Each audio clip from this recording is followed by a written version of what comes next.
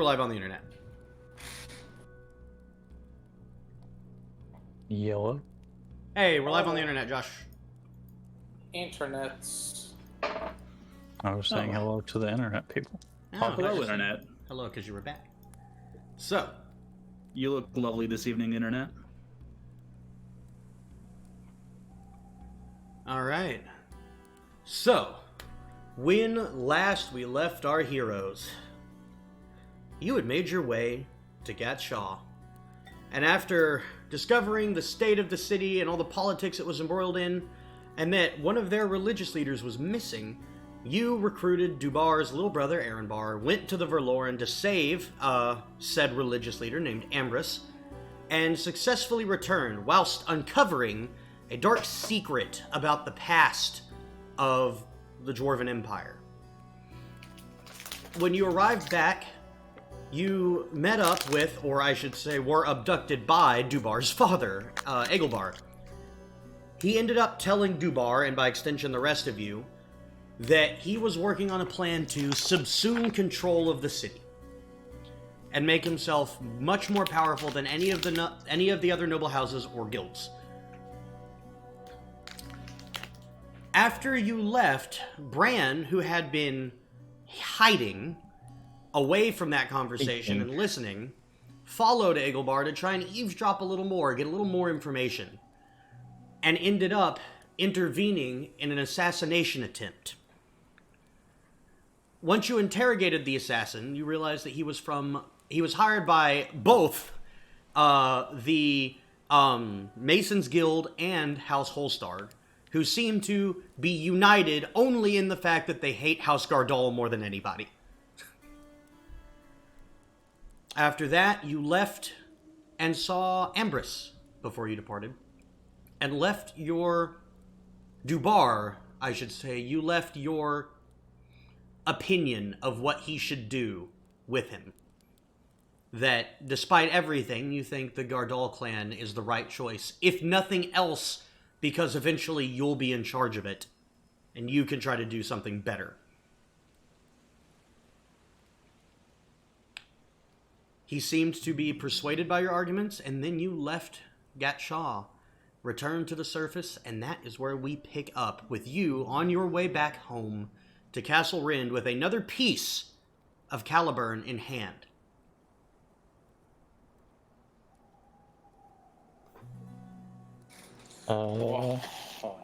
Should we go to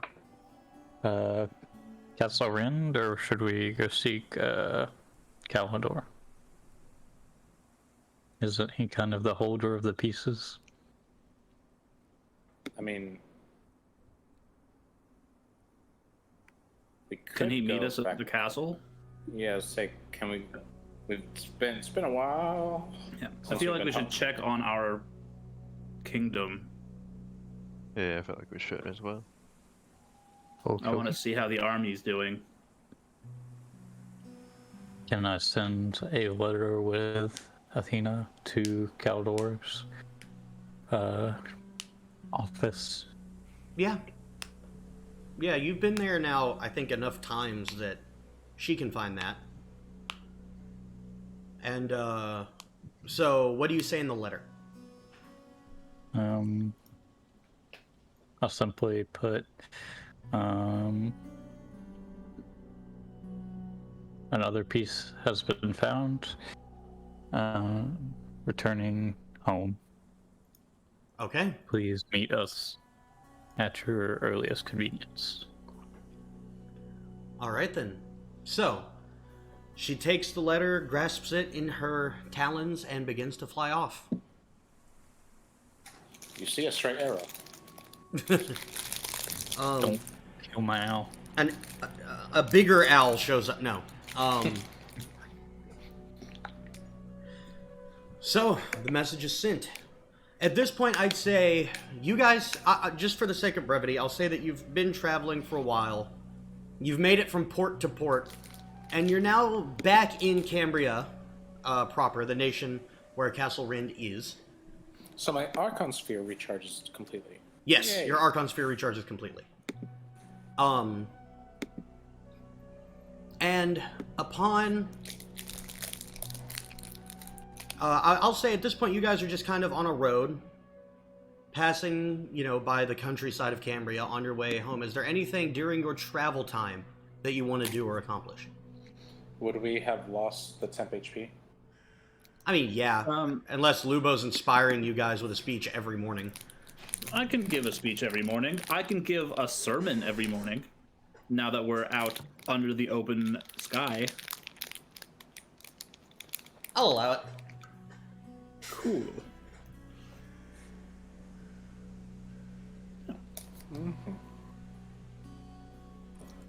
Oh, also, at what point do we enter our domain?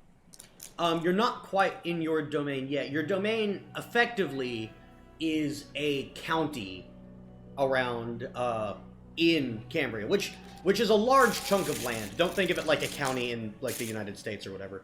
A county is a large thing. Sure. Well, yeah, when we get back to our domain, it will be sunny and beautiful, because it always is. Well, remember, we had a slight discussion about that, but... I don't remember, but I'm sure we did. Basically, it all boiled down to it is sunnier and better than most places, but winter is still winter. Sure. Snow still falls, still rains, so you need to have cloud cover, things like that. Gotcha. But the weather is unusually good most of the time. So, Hooray. So, anything that you guys want to do or take care of?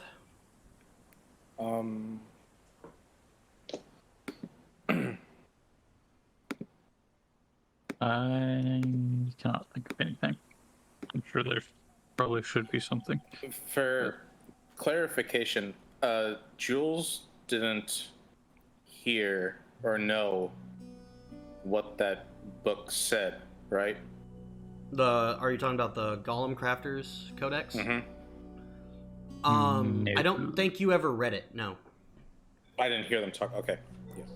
So. I mean, no, you heard them talk about it because Dwbar straight up said what it did. Did you? Yep, I did. Yeah. Dwbar Exactly what openly, it did? yeah, he said, Yeah. he was very explicit with his description of what it does. Dwbar. Yes. What? Touchy subject. You obviously, a long history of fighting turns out to be your own people, and very weird and disturbing methods. What does one do with that? What are you gonna do with it? It's in the bag of holding, right? Mm-hmm. Yes. Well, I meant more like the knowledge. No, I know. I was just trying to remember, like, Oh, yeah. I didn't leave it anywhere. Yes. Yeah. I have it. Well, I will wait until someone I trust without question, who also has the skills to look at it and try and replicate it without the gruesome methods, basically. That's not really my area of expertise, so it's not me. But like Maybe. gruesome, like you mean like we won't take people, but we'll take squirrels type, or no Oh, lives? squirrel golem. Like what are we? I don't really think about those questions. I just know that the dwarf line will not be crossed. Other animals is up for debate. Because I was thinking, right? You know how I can do that thing with the where I summon those things? Mm-hmm. If you could use them. Do they have souls? I don't know how that works in D&D lore. Well, I mean, neither does Dwbar. Yeah. Well, it's They're like I said. We out need of- someone with the expertise, and that is not me. So maybe we can Can- find that. No, she's more of a chemist, potion maker. I don't know if chemist is a term, but she make the bubbly. Fair enough. I figured I could just, mass produce them, but we'll see. Yeah. I think. I don't know, like. So how are we traveling? At this point, Like- on foot. Okay. I mean, Lubo well, I can would have find a horse. steed. Yeah, I was going to say, Lubo's got a steed that he can summon. But, I mean, if you guys want to, like, knock off... How much is a horse?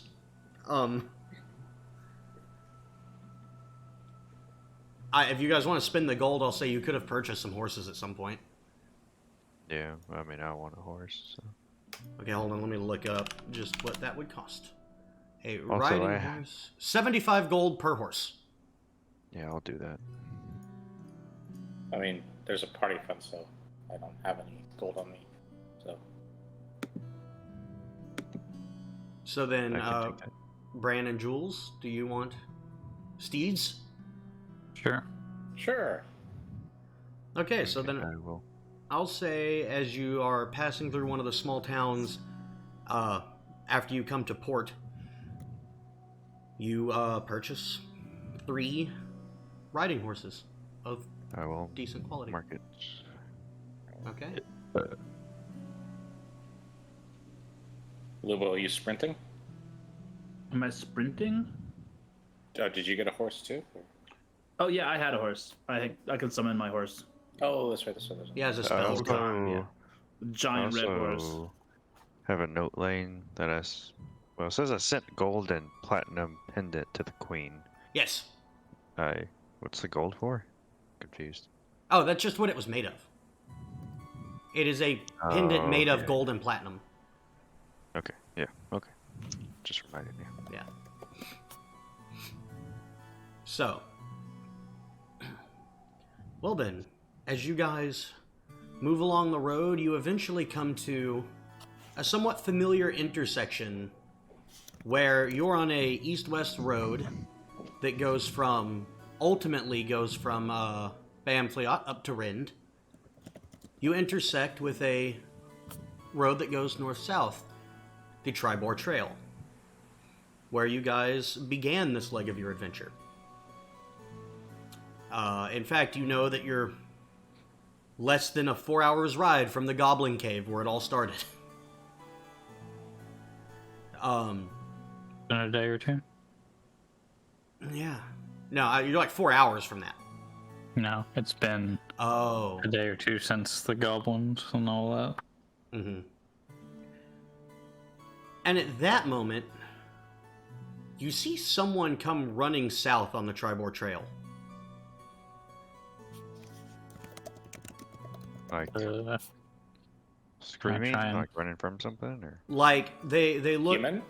Make a perception check, Dwbar.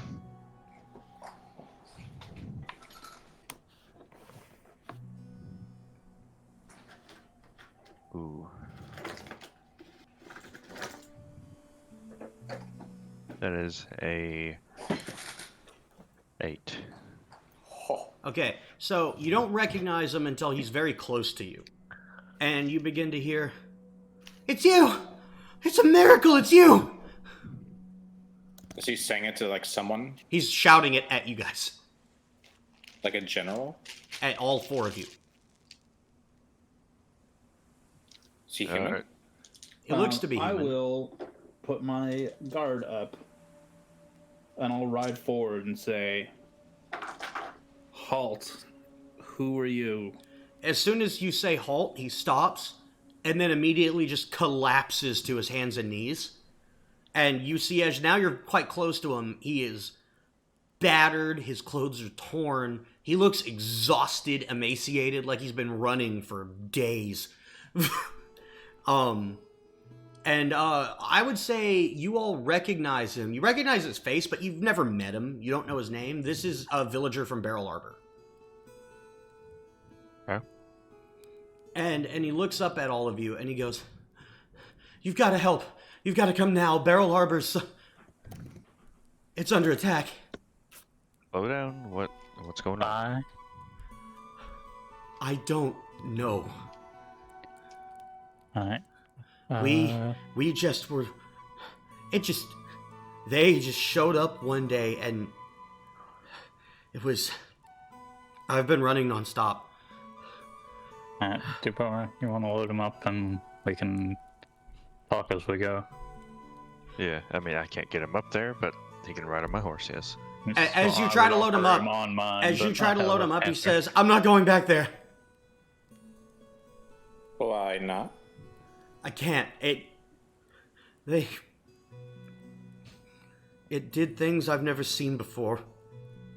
Well, where are you going right now? Anywhere.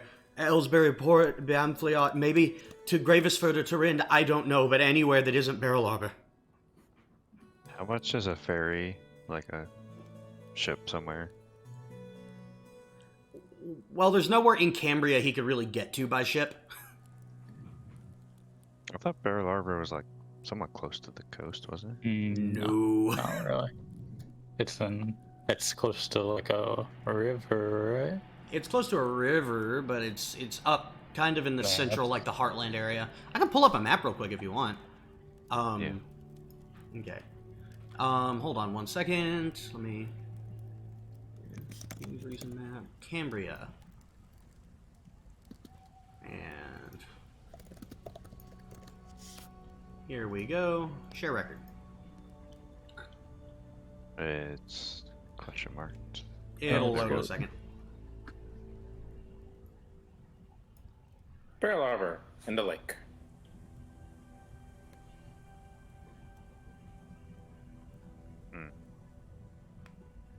What are you thinking? And you guys are just south of Barrel Harbor right now. Did this change, like, at all?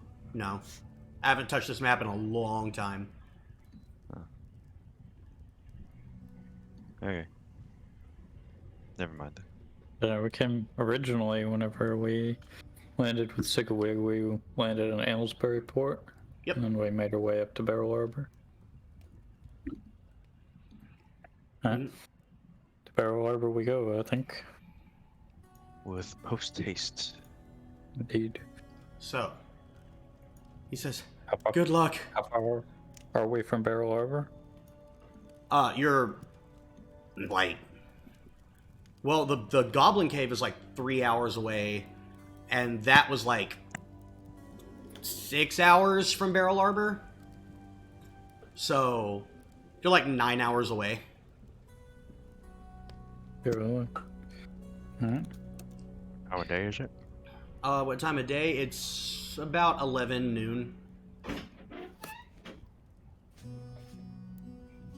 Let's get going, I guess. Yep. Okay. So, as you turn north to march as fast as you can towards Barrel Harbor, the road is actually strangely clear. You don't really see any traffic coming south out of the village. After about 9 hours, you begin to approach Barrel Harbor. And as you do, in the distance, you see smoke rising from the town. The black smoke? Black smoke. Dark black smoke, and a lot of it.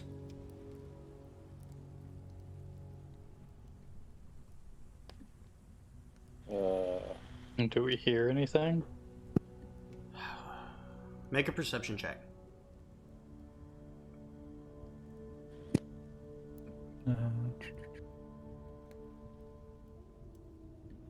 That is a 24. 24. So, it seems quite silent at this point. You hear occasional sounds, no voices, just normal kind of standard sounds. You see the buildings are still, most of the buildings that are burning are still burning. It looks like whatever happened here only very recently ended.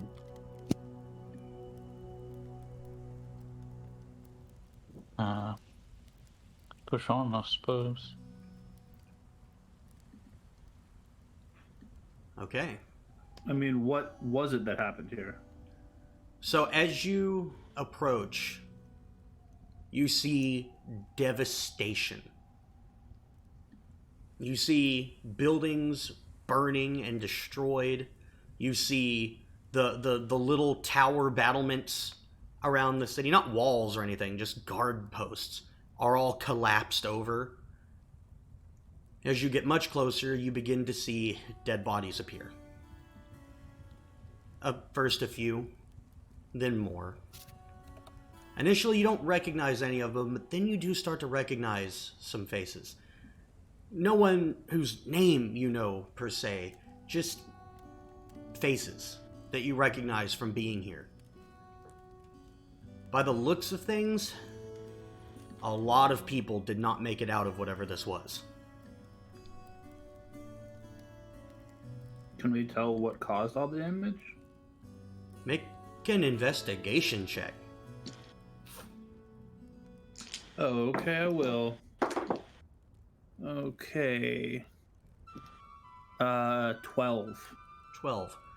So, an initial survey, a quick look around the area, you see fresh footprints. Obviously, there was fighting here, battle stances, collision between people. But more interestingly, you see large swaths of the land that look to be scorched.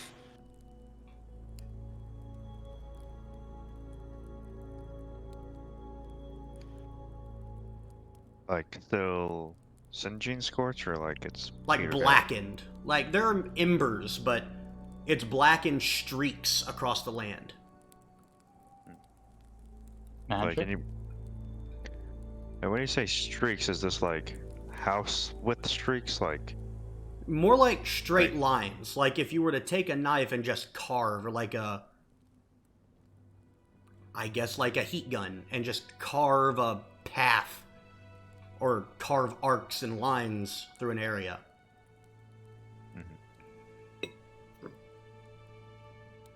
Did we send any of our people here?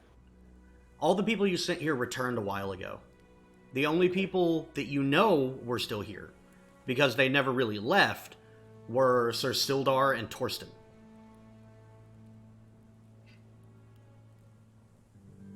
So where are we right now? Are we like in the center of town? No, at this point you're still approaching the edge of town. And now it's getting actually difficult. There's so much smoke and soot in the air, and it's dark. It's 9-ish o'clock at this point.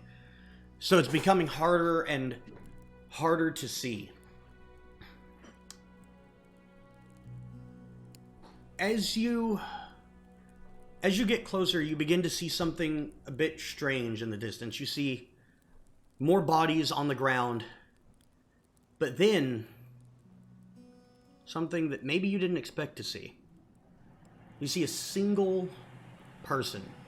At this distance, you can't really tell if they're alive or dead, but they are hanging from a tree.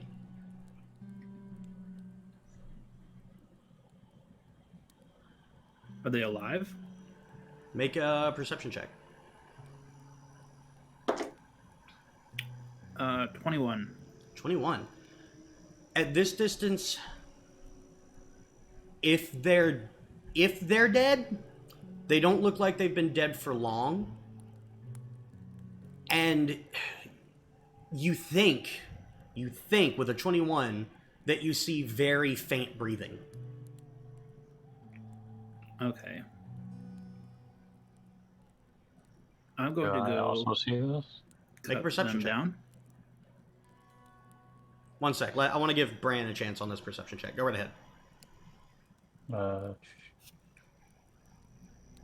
Say perception, that'll be 22. 22. So, Bran, you begin to examine this individual, and some things start to stick out to you.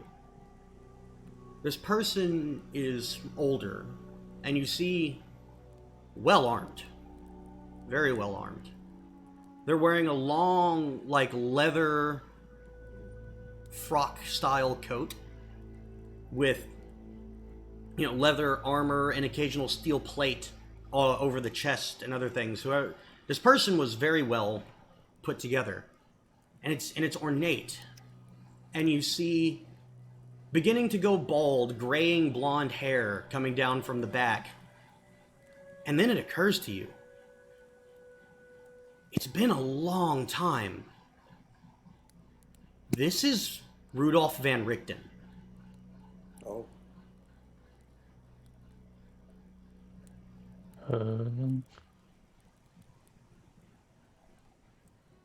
And he's still faint breathing? Can I attempt to heal With a him? 22, you see the same thing. It looks like there is faint breathing.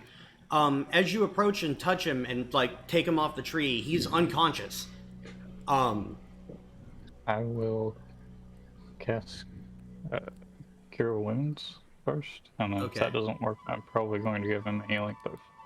So you cast it and you see he draws breath. But it looks like something else. He's alive, but something else is keeping him incapacitated. Something of magical nature, or It's hard to say at this point. So, is he blinded, deafened, paralyzed, or poisoned?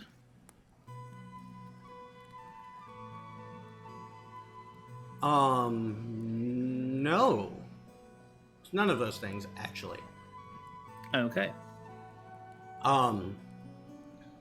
So, as the gravity of your situation begins to dawn on you, you all turn around, and you see a creature beginning to look at you.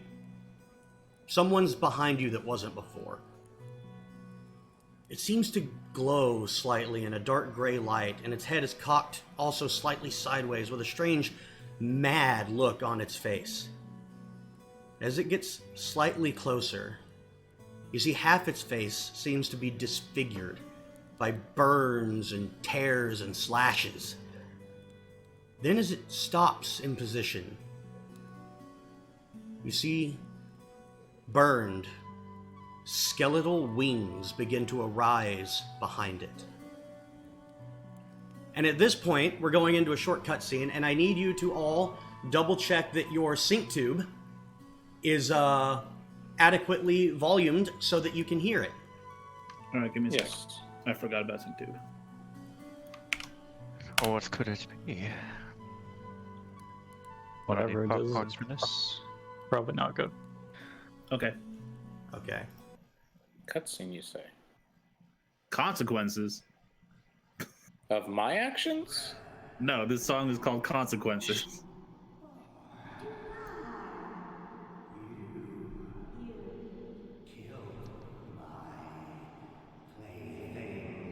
killed them. My things.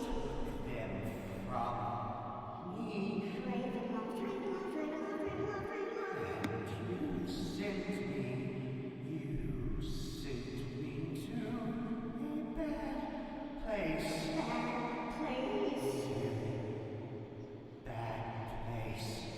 Oh, fuck.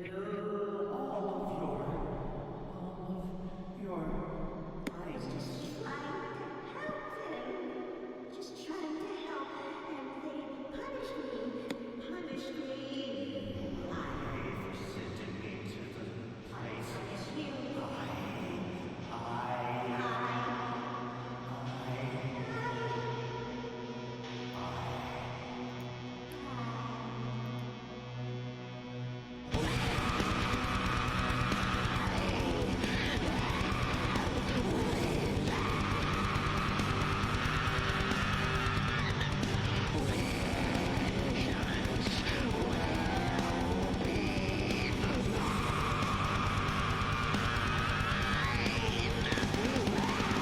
And we are rolling initiative. Oh no. Oh, fuck. Fuck. Well, Our consequences of our actions. Why? That was actually sick. That was very cool.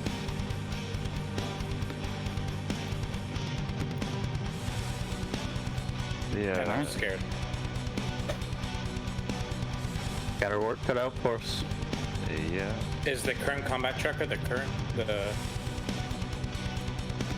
Did you roll initiative yet? Or I haven't rolled it yet, no. Okay, I was gonna say I'm last again. So, Sorry. I think we've told the story to Lupo. Do y'all understand what's going on? No. I Go ahead. think so.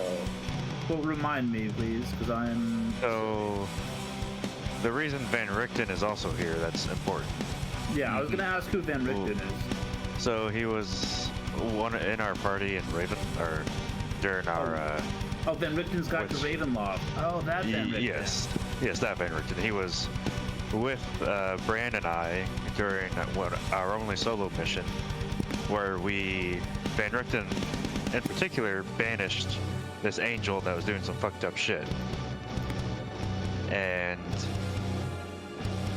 like epic, like we got into a battle with this angel, we would have definitely gotten our asses kicked, except Van Richten cast banish on it. And now he's back. And he sounds pissed, to put it lightly. And he's slightly more evil than before. Yes. Okay.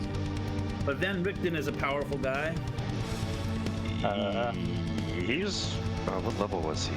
He was powerful to us at like level 4. Yeah. I don't know in relation to us now. Yeah. And also this guy. Oh, the Pariah. So, now I will actually hit the initiative button. God Hey, I'm still damn it. first. 27. Holy shit. Maybe I'll actually go Lubo, first. what's your advantage? Bad. Got it. I take it an 18's better. Oh, significantly better than my 4. Got it. We definitely short rested, right? Or long rested. Oh yeah, you're long rested. Good luck. And because I did say that I was doing the speech every day, we should all have some temp HP. Yes, you should have whatever that is. Let me check exactly what it is. It is my level plus my. So yeah, 14 temp HP. Oh, we have fortune. Alright, so given the state of things, I need you to all make a wisdom saving throw. Okay.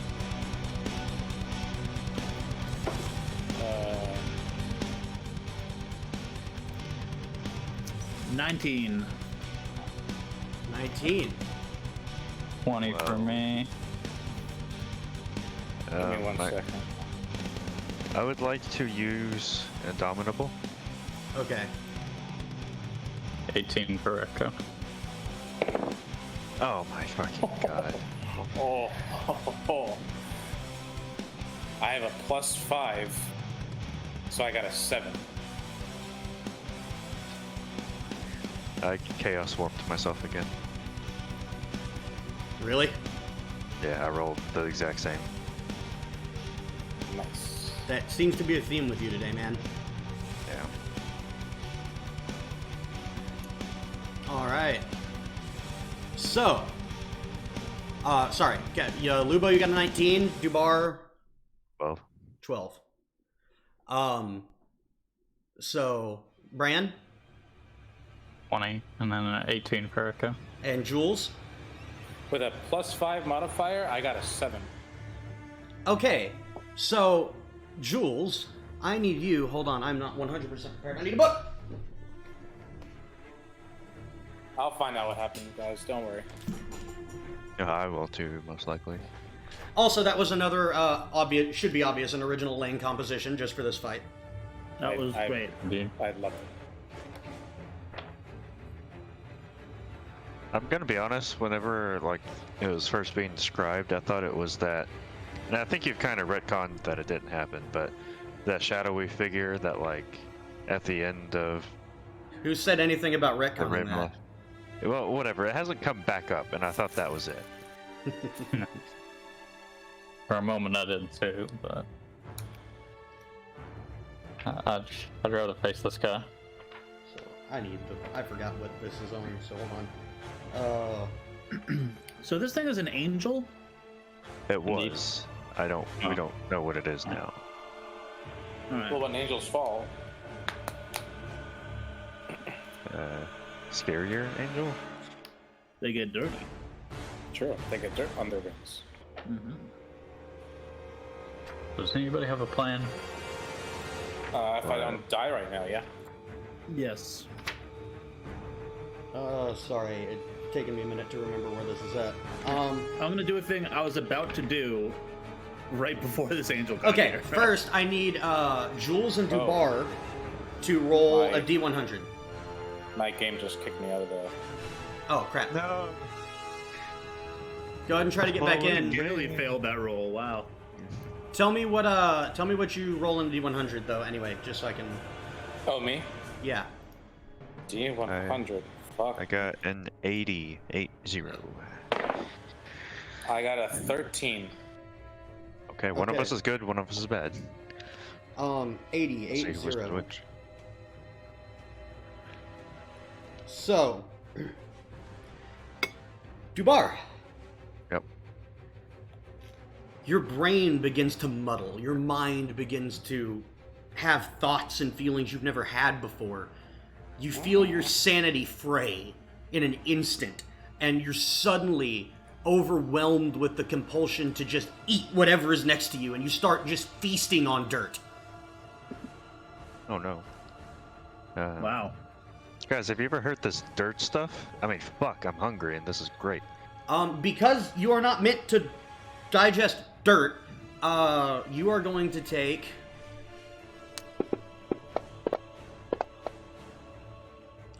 Oh, it's not actually that much. 6 points of dirt damage. Dirt damage. I was fixing to say he's a dwarf, so surely he has some light resistance to that, right? What'd You you must roll? have eaten some dirt. What'd you roll, Jules, again? 13? Yeah, can you reshare the map too? Like that. Oh, close? yeah, so that you can...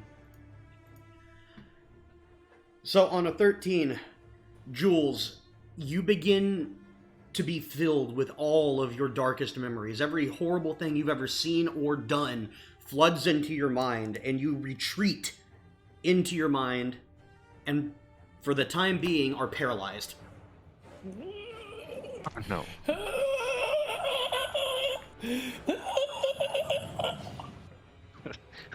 Are you okay, Jules? Yeah, he's fine. This dirt's So great. the man sitting on the ground eating dirt. Jules, you ought So- to try some dirt. It'll help. Dwbar, you snap out of it in a moment, and it is your turn in combat, and as you sort of stop eating, you see the prior kind of cock his head sideways with half of his mangled, mutilated face, and he looks at you and he just says, "Feast well, it's your last." Oh no. Okay. 5, 10, 15, 20. Go by the tree. Got it. Can I make... I don't think he is, but...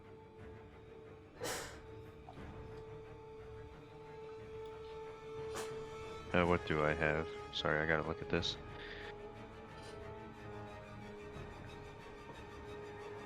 Oh, where did I write it down?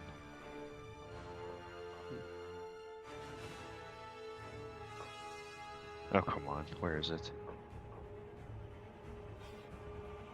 Oh, there it is. Can I make some sort of check to see if my Undead Slayer shot rounds would be effective? Make an Arcana check. Okay. Cool. Int, so 21. 21. This is not an undead creature. Damn it. Okay. I will For just... by all metrics, you know it is still whatever it was when it was, I don't know, born, created. You don't really know, but whatever it was, it still is. Okay. Well, I will take out my sniper and start a blasting. Okay. Go ahead, make a shot. 17. 17. All right, so that will end. Or sorry. 17 will. My brain's. I'm reading a bunch of stuff. 17 will miss. Yeah, I figured. So I will reload, shoot again. 22. 22 will hit. Yes. Okay. So 2d12. It's kind of bad, I guess. 10, 14 damage. 14 damage. Okay. And pass. All right. So hold on 1 second, please. I need to look at something.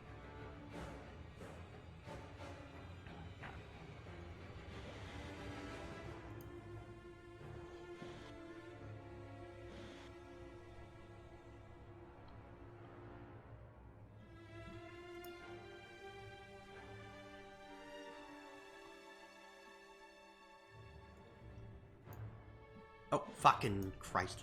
1 second.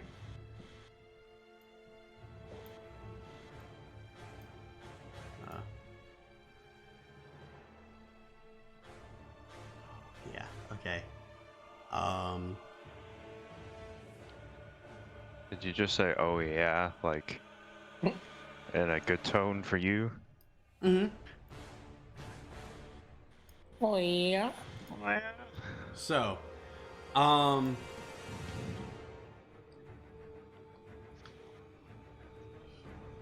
so as your turn ends, it is going to use a legendary action. Counterspell. And you see it looks over from you, Bran, who just shot it, and it's still just got this, like, foaming mad look, and it looks over at Bran. You killed them before. I made more. And as he says that, you see two of a familiar sight, mongrel folk, appear near you. Oh, fun. And as they do, there is an amount of horror that washes over you as, for those who don't know, the mongrel folk are stitched together remains of all of the things that this angel has killed, and they have been brought back to life in a horrific body horror amalgam of flesh and body parts. Guy's an angel, by the way. Supposedly. Do those things look undead? Very. Okay. So, and they are going to move, and one is going to attack Jules. Can certainly try. First Okay, one still will miss. gets Second down. attack. Oh, Jules is paralyzed. Hold on. What does that condition do to him? Oh. Hold on. Advantage? I just can't take reactions. We're about to find out. A paralyzed creature is incapacitated. And can't move or speak. It automatically fails strength and dex saving throws. Attack rolls against it have advantage. Any attack that hits the creature is a critical hit if the creature is within 5 feet of it. So, with advantage, the first attack hits and auto crits. Bummer. Mm-hmm. So that will be... I can't use any actions. no. Oh, oop, I didn't mean to do that. So that will be 8 damage total. Okay.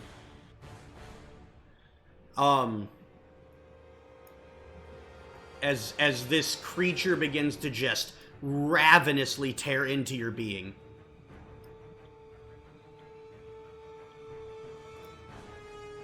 So, that being said, now that you've taken damage, your paralyzation actually breaks, and you're now aware of what's happening, and you turn and you see this flesh abomination next to you attacking you. No longer paralyzed. No longer paralyzed, but it is going to make its second attack now, that it, since it had advantage on the first one. And that is going to miss. So... Alright, so now next up is Bran.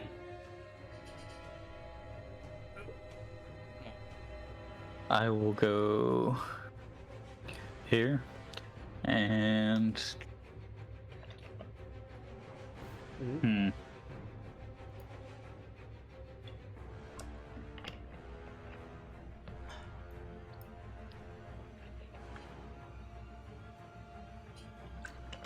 he's technically large, right? Yes, he is. And that simplifies matters. I will be attempting to hit him with just my bow. Mm-hmm. That is a 24 to hit on the first attack. That'll hit. And I'm gonna go ahead and do a second attack, and then I'll do all the damage. Second one is a 16 to hit, which I'm gonna guess misses. So yeah, 16 misses. So, roll damage. I'm going to hit him with all kinds of things. I'm going to make him my favorite foe, so that's an extra 1d6. Okay. And I'm also going to do a dreadful strike to him, which is a d4, which I did not put out because I didn't think I needed it.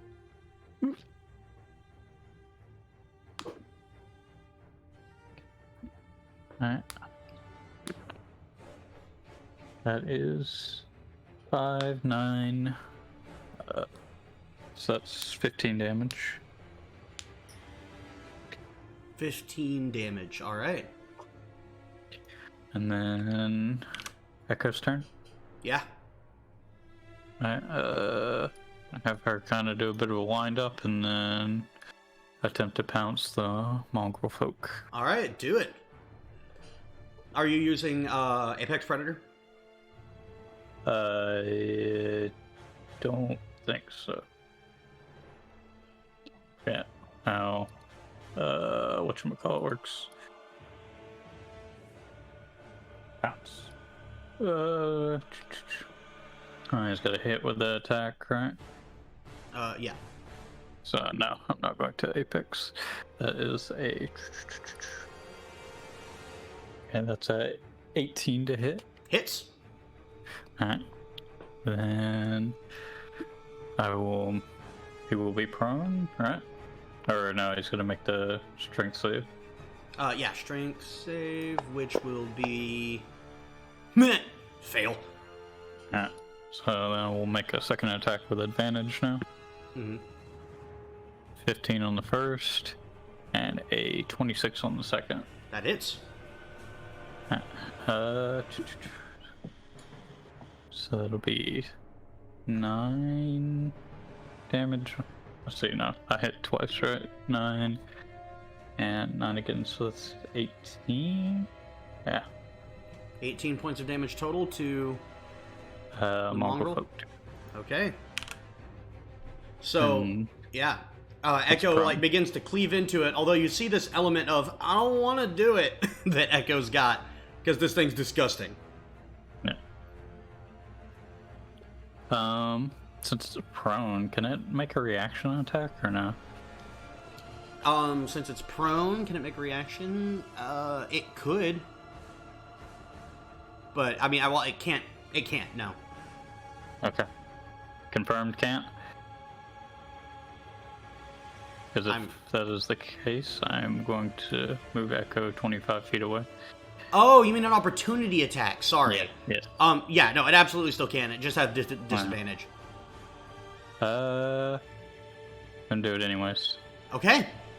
So, you're leaving without a disengage. It will get an attack on you, or on Echo. With disadvantage, right? With disadvantage, yep. And okay, that's a natural one. Alright.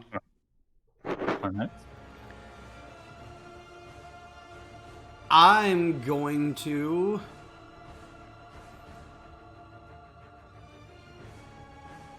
You know what? Here's what I'm going to say. As Echo leaves, she doesn't totally let go of this thing, and one of its legs detaches.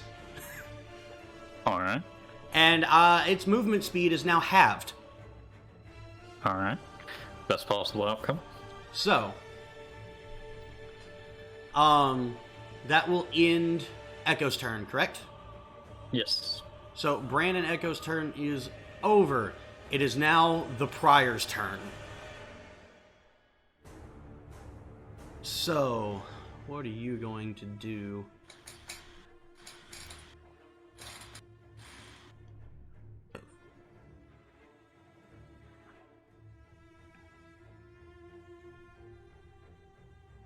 Can he, like, forget about his turn? No, he...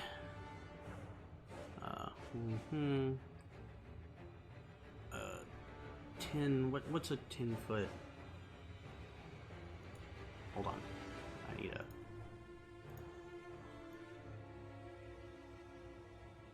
That's 10-foot right there.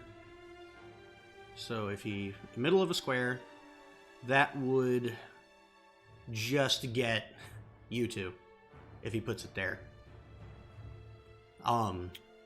Ring it. So I need Lubo and Bran to both make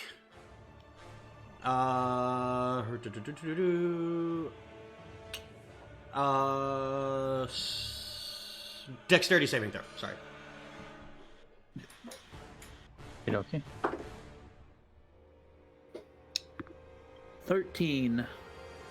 That is 21. You both fail. Alright. Oh shit.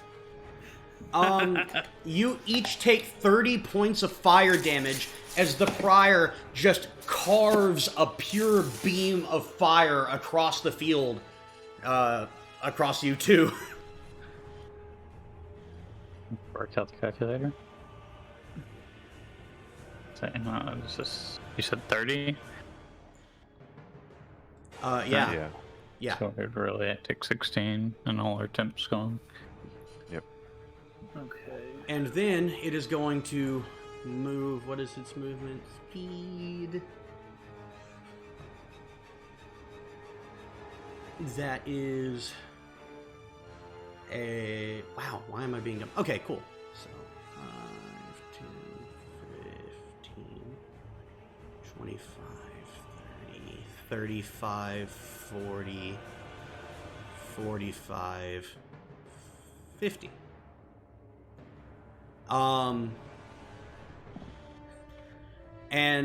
Yeah, it's gonna move there and make its 2 attacks return. And it is going to target both of them at Lubo because he's there. That makes sense.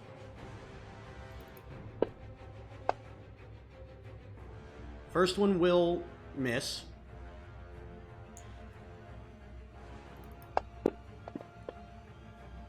The second one is a 30 to hit. That'll hit. That'll do it, Chief. Hold up.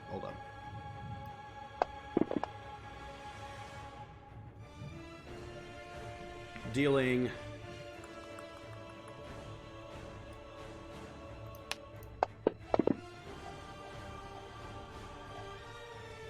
13 points of damage as it carves across you with its sword. Ow. And it says, they'll You die. just Their heard friends your will die. Max. Oh shit, yeah, I'm keep lowering that. Oh fuck. What is my normal max HP? Whatever you just took plus 16, right? Plus So you 16 took 30 plus. from the So I- fire and 13 just Yeah. now.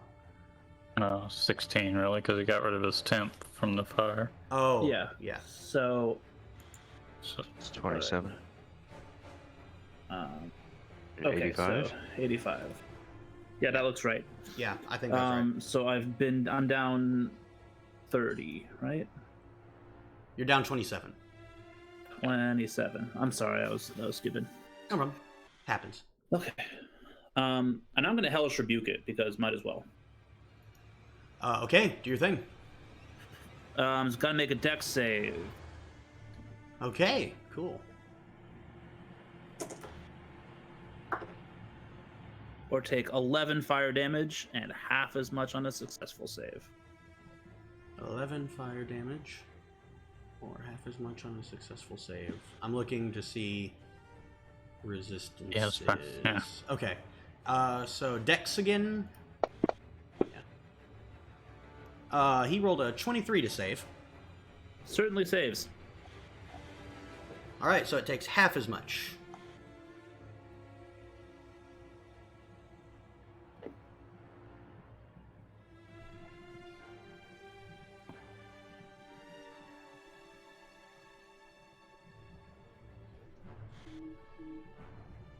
So how much does it take? Oh, I'm sorry, it was 6. 6. Got it.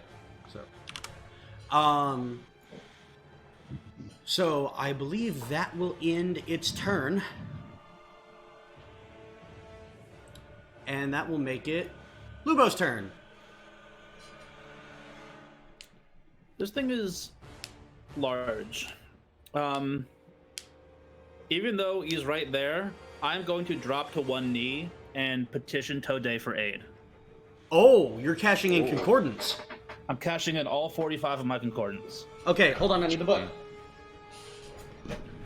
I don't really know what this is gonna do, but I feel like this is the right time to do it. Yeah. Yeah. Whatever you just said I didn't hear, I had to stand up to get the book. I said I'm not sure what this will accomplish, but I think this is the time to do it. A random voice in your head says that you're right. Okay. I would say the proverbial shit has hit the fan, yes. Yeah. Okay, the temple. So you have 45 concordance, right? Yes. And I also have a temple, so I should get an extra 30. Is that only in your domain though? It doesn't say that. If you have a temple straight up, you gain an extra 30 to the plus 30 to the roll. So then you have 45 concordance plus 30, 75. so 75. So, roll a d100. Roll a d100. Alrighty, I will. No whammies, no whammies. No pressure. Okay, 41. So that's plus 75. 106. 106. You almost rolled the highest thing you could roll. You're Damn. one short off of it. So you are going to lose 25 concordance right now. Okay. Wait a second, what did you roll? Concordance, No, I know, but the number on the dice. 106. No, I he rolled, had. I rolled 41 Plus 70 plus 75. that'd be like 116. Oh, yeah, you're right. Yeah. 116. Yeah. You got the highest possible outcome by 2. Yeah! Hey, Good man. fucking eye. So now Good mathing. Math is hard. we get to what did you say? I had you write down your alignment. Like, I know that alignment's complicated and bullshit, but I had you write it down for this. What did you decide on? Lawful neutral. Okay. So that would be... For you, it really... So, just real quick, because I have to make a quick decision. Do you think of Today as more of a celestial god or goddess, or more like an elemental goddess of nature? I would say elemental. Elemental? Good to know. Yeah, I feel like, I think so. So then, this The is sky interesting. element. I have to add a new thing real quick. Uh-oh, I'm sorry. No, this is awesome. What are you apologizing for? I don't know, I'm excited. Things are happening. Stuff. So, a new creature has come onto the board. A new pointer has appeared. So, as you petition Today for aid, you begin to feel just filled up with the love of some force of Today. And as you all look, you see the ground, the dirt around you begins to congeal and form into a very, very fine sand and then spin up almost like a tornado. And then manifesting from the dirt of the earth under the sky, you see a humanoid figure made of pure dust begin to form. And then armor begins to manifest itself on the creature. And you have just summoned a type 6 servitor called a High Templar of Dust. High Templar of Dust. Dope. Fuck yes. Is that in the book? It is in Strongholds and Followers, yeah. Alright, hold on, I gotta find it. And if I'm right, a High Templar of Dust is not something you fuck with. No, Jesus. Just don't mind us. Okay, I found it. Whoa! I am grateful to my god.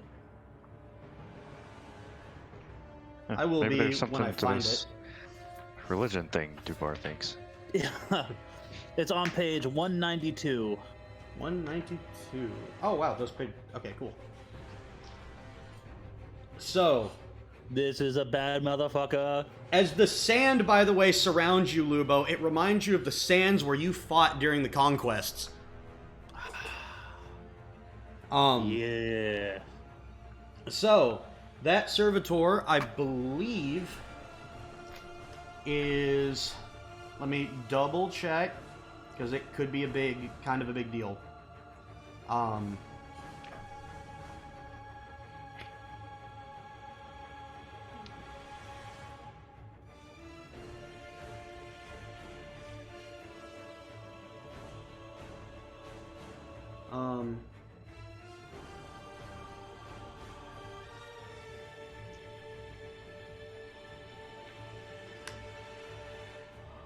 Alright, so it doesn't say... Yeah, it does. Hold on.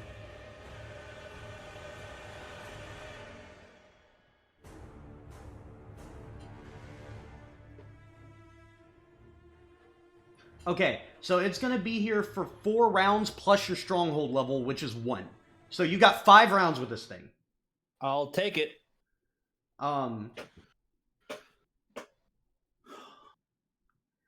It does not say whether you control it or I do. So I am going to assume, since you have the book, and I want to reward that, you can run it. Well, okay. And did the music just empty? Yes, it did. If I just hit replay, will it? No, I have to actually... There we go.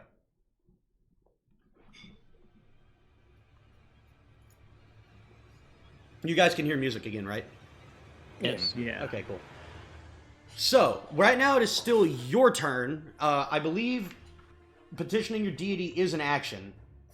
That is an action. Yeah. For my bonus action... sorry, what page did I say it was on? I just moved. Oh, the High Templar of Dust? 192. Yeah, 192. By the way, as it manifests itself, you see it put its axe down in front of itself, and it looks right at you, Lubo, and it says, concordant. I will fight and die at your side. Okay. That's 189 HP. What the fuck? Yeah. Yes. I think he's got abs and cheeks. Religion helps sometimes. I am going to. Oh, I have a bonus action. I am going to cast Spirit Shroud. So I'm going to call forth spirits of the dead, which are going to flit around me for the spell's duration. And anytime I hit anything with an attack, it takes an extra 1d8. And they cannot regain HP until the start of my next turn. And any turn that starts its turn within 10 feet of me has its speed reduced by 10 feet until the start of my next turn. Got it. So, what is So it? I summon this guy and cast Spirit Shroud.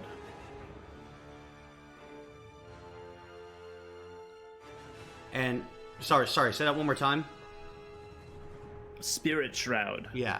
What does it do? One more time. Sorry. So it's a concentration. Spirits are flying around me. Anything I hit takes an extra 1d8, and they cannot regain HP. And any creature that starts its turn within 10 feet of me has its speed reduced by 10 until the start of my next turn. Got it. And that applies while it's in 10 feet of you? Yeah. Got it. So me? I'll move 5 feet. Oh, I can't control myself. Oh, yeah. I'll just move there. Oh, no. Shit, is it all creatures? Any creature of my choice. Yeah, sorry. Oh, Actually, okay, it doesn't cool. matter. Yeah, of my choice, it says. And then that'll be my turn. Okay. So, it is going to use, or the Prior is going to use another legendary action, and it is going to teleport here. No. So, that is its legendary action. Jules, you're up.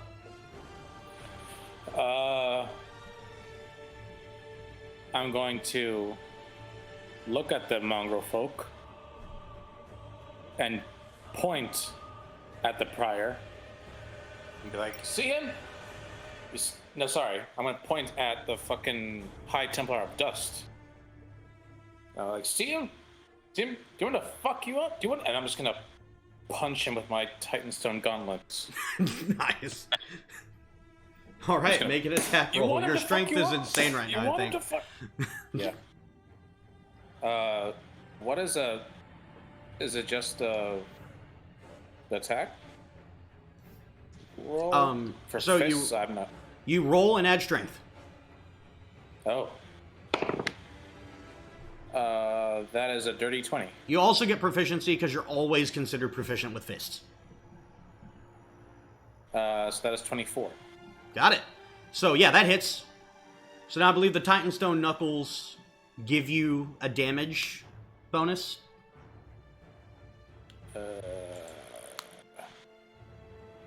It's objects or structures. Okay. So Is then this what? an object? No. So then you will roll a standard melee damage die, which I believe is a D4, and then add your strength to it. Okay, so that is a total of 10. Okay, 10 to it. So you just start waylaying on this creature.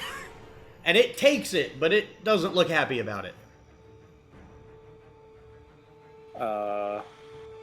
Yeah, and that'll be it. Okay. So, that is going to end your turn. So, now it's going to use... the Prior's going to use his last legendary action for the round. And, Dwbar, I need you to make a wisdom saving throw. I shall. I get +2. And it's a 5. Cool. So... With the +2. With the +2, yes. So you see the Prior reaches out with his deformed hand and just grabs onto your skull. And he says, "You killed mine. I will bind yours." and your mind is invaded. And I need you to go ahead and roll a d6 for me. Yeah, what's the worst Oh. that could happen on a d6? So 4. 4. He pulls 4 names and memories out of your head. Randomly determined. Hold on. Have to make some rolls.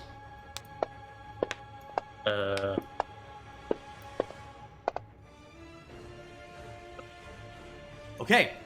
So, as he's invading your mind, Dwbar, images begin to flash. One of them sticks very, very briefly, and you see Sir Sildar, and he goes, "He will be easy." And then another one flashes, and you see Pinna. "I will kill them all." And then another one flashes, and you see Calidor. And then a final one flashes, and your heart drops, and he goes, "There's love for this one." And you see Rhiannon's face. Wait, so I No, don't you remember them all, but he knows who they are, what their names are, and where you Oh, remember okay. seeing them. Oh no. Okay. He knows everything about them you do. So we need to take care of this guy for real this time. What you're saying? So, now it is back to... Or, sorry, Jules' turn is now actually over, right? When does the servitor go? On the 5th round. Okay. So, it is now... Or no, I'm sorry. Yeah, it is now the High Templar of Dust's turn. Okay. I'm gonna have him go... Oh, I can't control him. Oh, sorry. Just tell me kind of where you want him to go. I want him to go right next to Mongrel Folk 1. Okay. 1, 2, 3. And then, can he go one more up? Yeah, certainly. Okay, so then I'm going to have him use his Scour, I knew so it. move his speed without provoking opportunity attacks, and it's going to move through that Mongrel Folk, and he has to make a DC 15 con save or take 3d6 damage. DC 15 con? Yeah. Got it. That's a 13, so he will fail. Okay, so he's going to take 10 damage. 10 force damage. Got it. And move straight towards the prior. How far? 30 feet. Oh, then he's there. Okay. If the prior is large and I want to hit a 10-foot radius centered on a point, can I just only hit the thing? No, because a 10-foot radius is this. Oh, okay. Well, what if... Okay, this is a little, like, inside baseball. How tall is the prior? If I shoot the fireball up, will it be too high to hit? D&D exists in a two-dimensional world. Well, sort of, not Okay. really, but non-Euclidean world. So, no, sorry. I'm not gonna deal Okay. with that.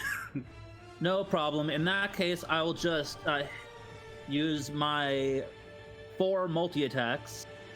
Yeah, you will. I'll actually move him 1 up from me, so I'm not within 5 feet. If that's okay. Yeah. Got it. So 2 halberd attacks, 2 lightning attacks. Okay. So I'll roll my 2 halberd attacks first. I rolled an 18 and a 19.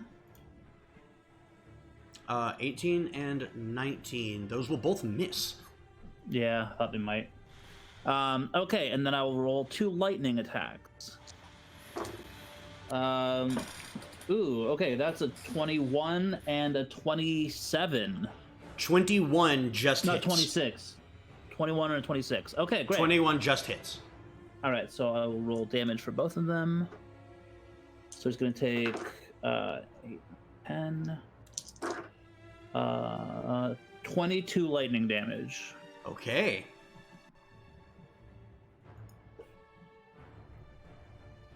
Is he And, bloody yet? Oh no. You remember you can check his little marker on his character. All right. Well, that's going to be the High Templar's turn. Okay, cool. So that is turn 1. He gets 5 turns and then he disappears. Sounds good. I need you to keep track of that. I'm already got a lot going on here. Yeah, no problem. So now it is one of the mongrel folk's turn, and it is going to make it's mongrel folk 1. It's going to make both attacks against Jules.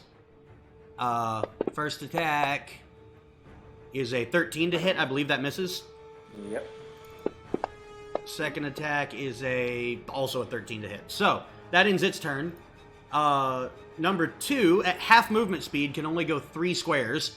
1, 2, 3, and Lucky me. we'll make both of its attacks against Bran. That's that's pretty good. A 19 to hit. Hits. Second attack is 10 to hit. That's gonna miss. So you're going to take 5 points of damage as it just lashes out with its teeth and claws and tries to bite into you. So that is going to end its turn. Dwbar, we're back to you. Okay.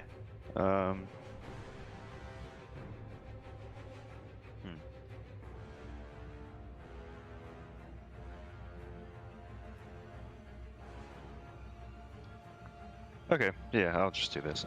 So I will reload and then shoot.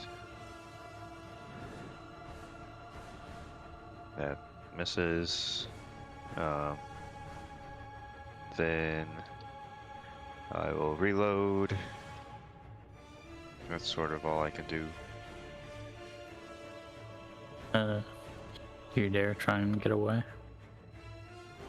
Not really. I want him to kind of want him to stay here because of the High Templar, so I'll just stay here as well. Okay. So that will end your turn.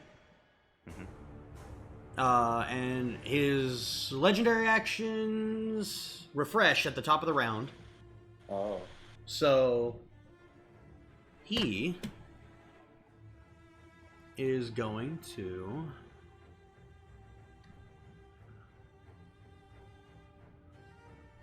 So he keeps looking at you, Dwbar. You see him look back at the High Templar and look back at you.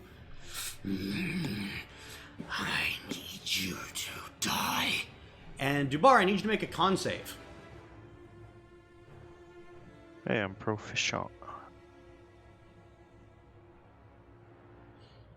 23.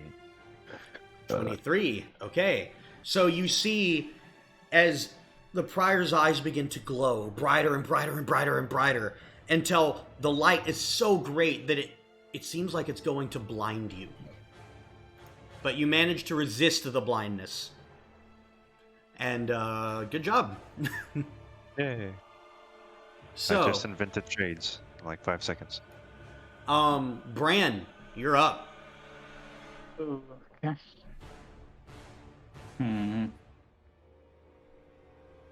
That was kind of a pain in the butt. I guess I'm going to... Actually, can Echo go first instead of me? Echo? Yeah. You guys act on the same initiative. You decide how you act. Right.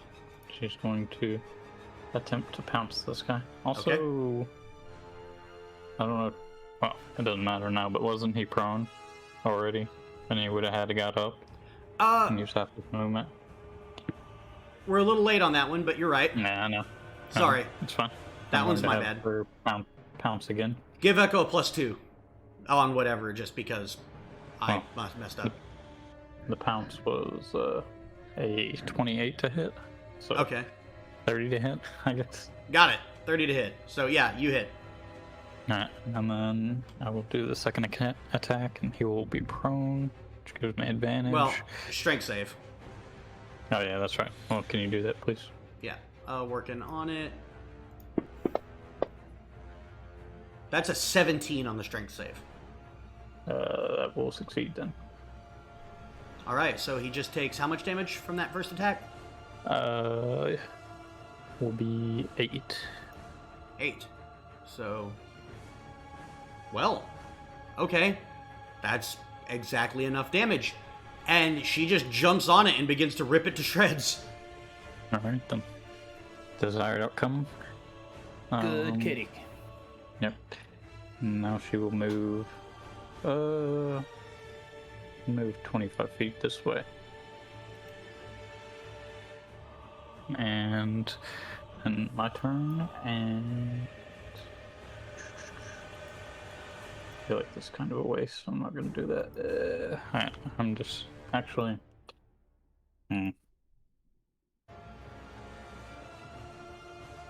So who is he after in initiative? Is he after me? You don't know. That was more directed towards everybody else that was hopefully paying attention. Yeah, it comes after you. Yeah. Yep. Alright. We can lock him down. I can do a thing, but don't really want to do it before we lock him down. So that's great. I will cast Snaring Strike using my bonus action, and I'm going to attempt to multi-attack him. Okay. So that is a actions. That is a 24 to hit on the first attack. 24 will hit. And then the Ensnaring Strike will go off. Writhing Massive. Yada yada yada. Okay, go ahead and make Target roll. must succeed on a strength saving throw or be restrained. Got it. Large creature has advantage. Oh, really? That's good. And be Wow, it rolled so bad. It's gonna use its first legendary resistance to auto succeed. well, alright. Then I guess that fizzles, so to speak, and then I will hit him again. The second attack. Okay, how much damage did the first attack do? I did not roll for it, and the second one didn't hit. Okay. Hey, max damage. Or no, just kidding. That's not max. That is 14 damage. 14 damage. And psychic. I don't know if that matters. 1d4, so 4 of that was psychic. 4 of that was psychic. Okay, And technically 4 from last time. got it.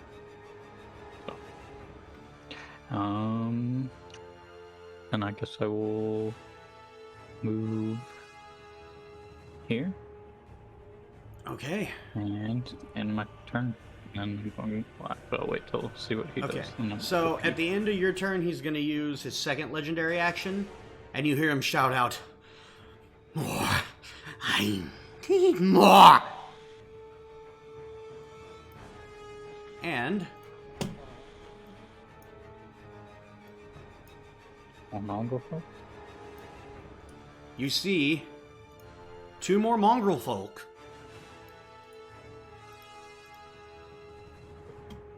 Appear in the fight. Well, and you keep adding them, I'm about to give you another handful to manage. Do your thing. It is now the Prior's turn. I need to see if his ability recharges. Holy fuck, it did. Yeah. So what do you roll for a recharge? It's a D6. Okay. And it recharges on the number. Okay. Yeah, it recharges on a 5 or 6. Okay. So then, it is going to point... That would hit itself. That gets all of you, but also mongrel folk. He doesn't care. So I need Jules, Lubo, and the High Templar to all make, dex saves. And because I am terrible, I'm only just remembering that we all have +5 to our dex saves because I'm a paladin. Yep. Which I didn't do last time. Okay. So +5 plus my modifier? Yeah. 5 in addition to all your other normal stuff. I'll be right back. I'm gonna peek. So, Okay. dirty 20. Dirty 20. The thing got. There's a deck save. He has +6. He got 26. He Okay. rolled a nat 20, and then I rolled a 19. Okay. The High Templar succeeds. You two fail. Okay. So Oh, +5. Sorry, 24.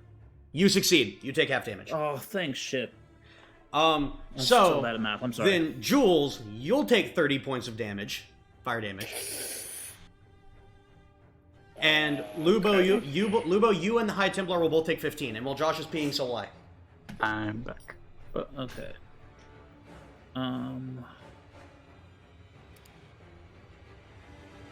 That fucking hurt.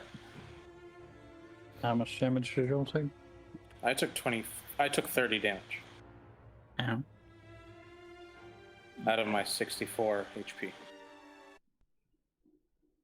Light a little bit of temp, but And we have not even wounded this guy. We hit it a little bit. It's not looking good.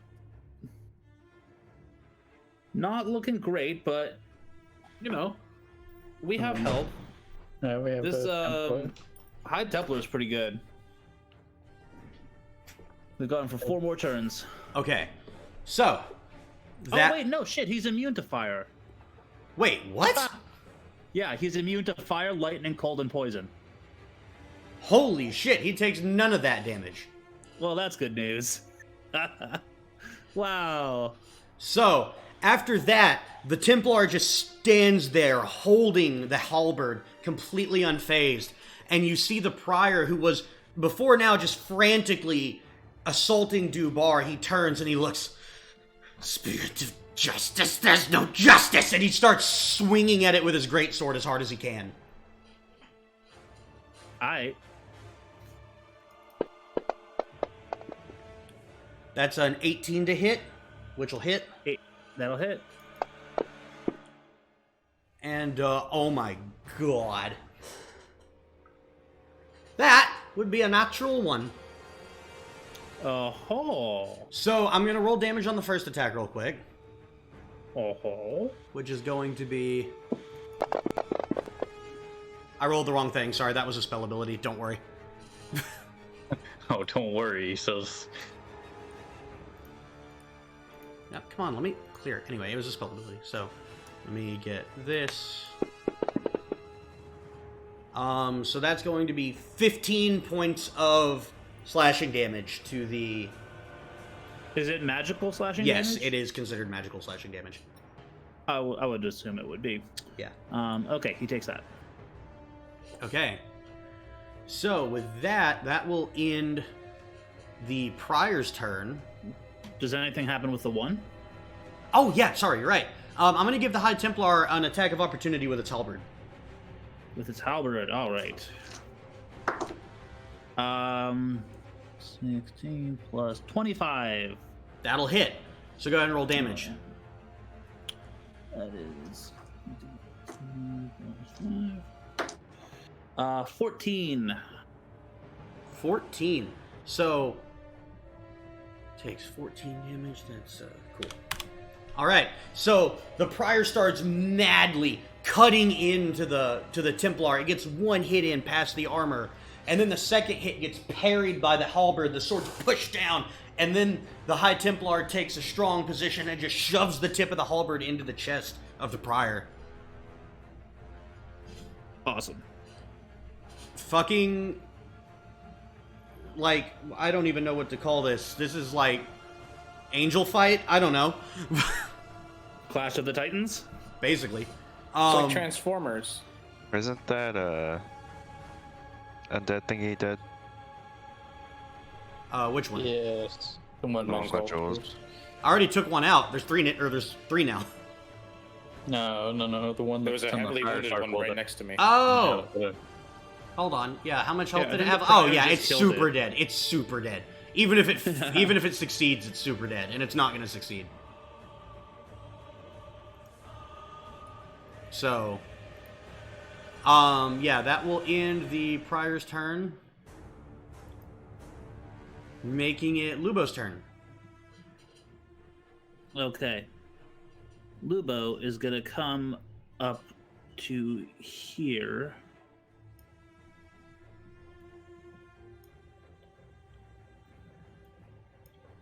Oh, actually, no, that's not where I want to go. I want to go here. No, sorry. I'm forgetting what my abilities are. Fair enough. Right. Yeah. Final answer. At the corner? Got it. Yeah. So I am going to attack him with my sword, with my spirit shroud going. Okay. So I'll make my multi-attack. So I have 2 attacks. Got it. Oh, one's a crit, and one is a dirty 20. Okay, the dirty 20 misses. The crit will hit. Yeah. The crit will hit. So because of my spirit shroud, that adds a d8. Which doubles. Which will double. And I'm going to add a level 2 smite, so I'm adding an additional 3d8. So then this is this. Okay, so I rolled these ones. What damage type is your smite and spirit shroud? Spirit shroud will be it will all be radiant. All of it, even your weapon? My weapon will be slashing and fire. Okay, roll the weapon damage separate from the smite and the spirit shroud. Okay. Okay. This is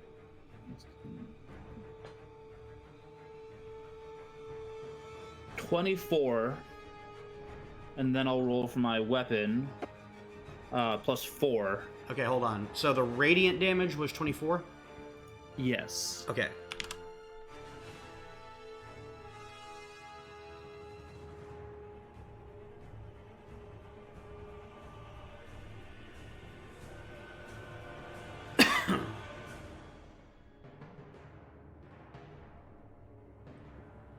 So what's the weapon? But I think I actually have a special thing from my Paladin Temple. So enemies normally resistant to either radiant damage or my weapon damage lose it. Is that in your domain or always? I don't know. It doesn't specify that. Where is that at? Paladin? That is the Paladin thing? Yeah, it's on page 54. Okay. I don't know if those abilities are only within the domain. It doesn't. It depends on the say. ability. Yeah. Just says class feature improvement. Okay, so class feature improvement is the one that carries. Great. So your divine smite burns through enemy resistances. Enemies normally resistant to radiant or your weapon damage lose it. Enemies immune to either type are now resistant to it, and enemies without resistance to either radiant or weapon damage become vulnerable. You can do this for a number of attacks equal to your stronghold level, after which you must take an extended rest to refresh the ability. Okay. Well, So I'll yeah, do it right now. then I'm going to add more. I'm going to double, so it takes the full 24. So, oh, whoops, I did that wrong. Now go ahead and roll your weapon damage. So what does vulnerability do? Okay. It's the opposite of resistance. It doubles your So it damage. takes double damage. So my weapon damage was only 4 Okay, of just like the plain slashing damage. got it. Which actually will So- double to 8. Okay. So question, Lane. Yeah. My class feature improvement is for my favorite enemy. Even though I don't have favorite enemy, I have favorite foe. Yeah. So basically, it would be interchangeable, right? Sure. What's it do? Makes favorite enemy has vulnerability to your attacks. You can do this a number of times. A number of damage rolls equal to your stronghold level. Yep. After which you must take an extended rest to refresh. There you this go. level. So I can still do that. Mm-hmm.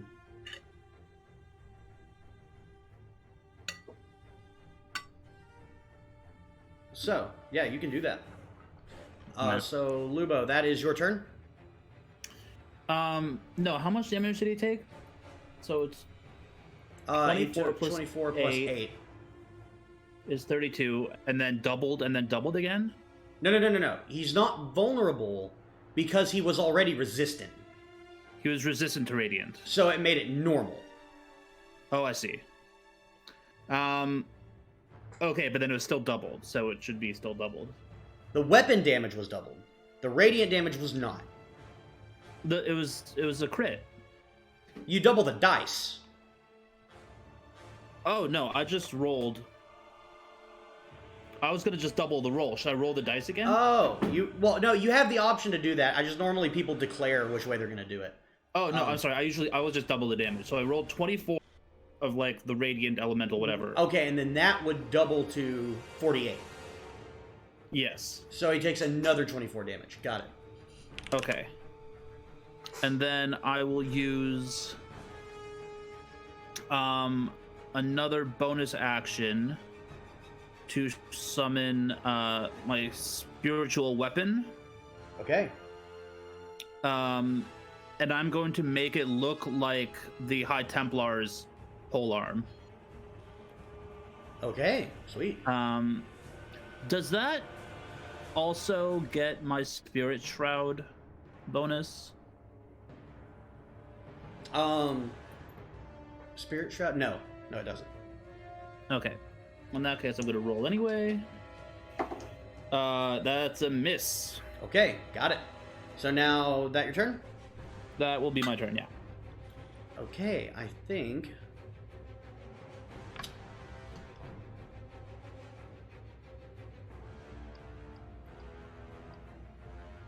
that is. Does he have something to do? Yeah. So, I think that what he's going to do. I think for now, actually, it's just going to end turn. He's going to pass his action. Jules, you're up. Yay! Woo! Yay! Okay, let's go real quick. I'm gonna go down here. And I am going to look at it and do a Kamehameha of sorts and use Blight on the prior. Okay. That will be a spell slot that is used. Let's go do this. Back quick. It has to make a con save. All right. Has to beat a 17. It rolled a 17. Fuck you, Lane. Sorry. Fuck. Okay. So he takes half. Is that how it works? Is it on a tie? Yeah, ties favor the person who rolls the die. So if you're saving, it favors the saver. Alright, so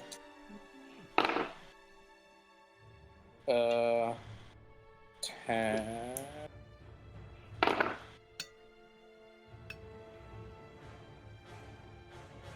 18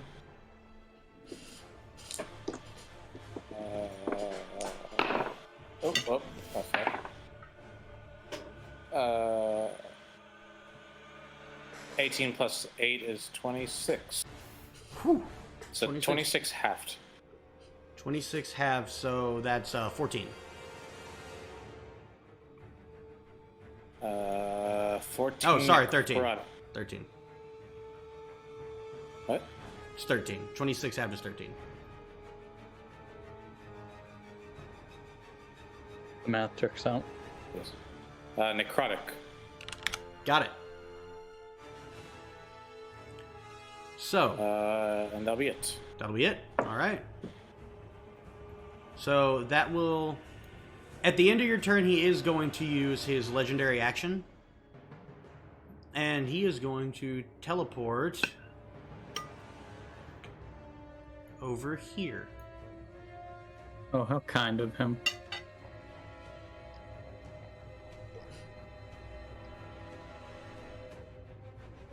All right. So that will make it the High Templar's turn. All right, so I'm gonna roll a d6 to see if he recharges his thingy. And he rolled a 6, so he recharges the thingy. All right, so I'm just gonna have him move next to the guy and then shift through the guy. Using his scour. Did you recharge it? I did, yes. Okay. Yeah, I rolled a 6. So you want him over here then? Yes, I would, but one square to the right, because if he winds up within 5 feet of Bran, he'll hurt him. Got it. That's doable. And then I'm going to... So use now my- the prior has to make a con save, right? Because of Scour. DC 15, yes, or take 3d6 force damage.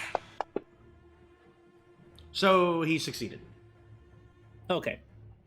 Well, now he's gonna make, I'm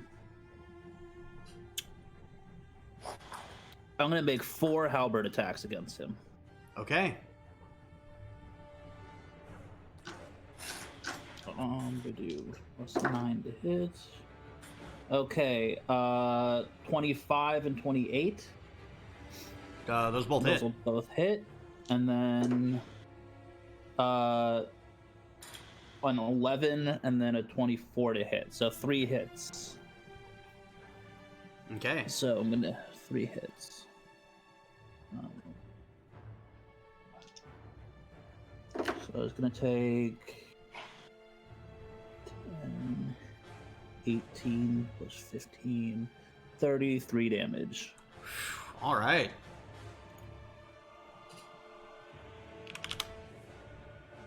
So yeah, the High Templar just starts cutting into it over and over again. Yep. That's the High Templar. That's turn number 2. All right. So that will end his turn, making it... Oh, the High Templar never took damage. So hold on, he was supposed to. 15. I just needed to mark it on Fantasy Grounds. Sorry. All right. So that will make it Mongrel Folk 2's turn. Moves to the closest thing available and is going to attack Echo twice. Huh. 12, I believe, misses. Yes. And natural 20. Ties. Natural 20. No, our AC So- is 20, so... Okay, so then Echo is... Oh, God. Echo is going to take 9 points of damage. Okay. Math. 6, right? Yep. Or no. Oh, 9. So she'll have 5, 10.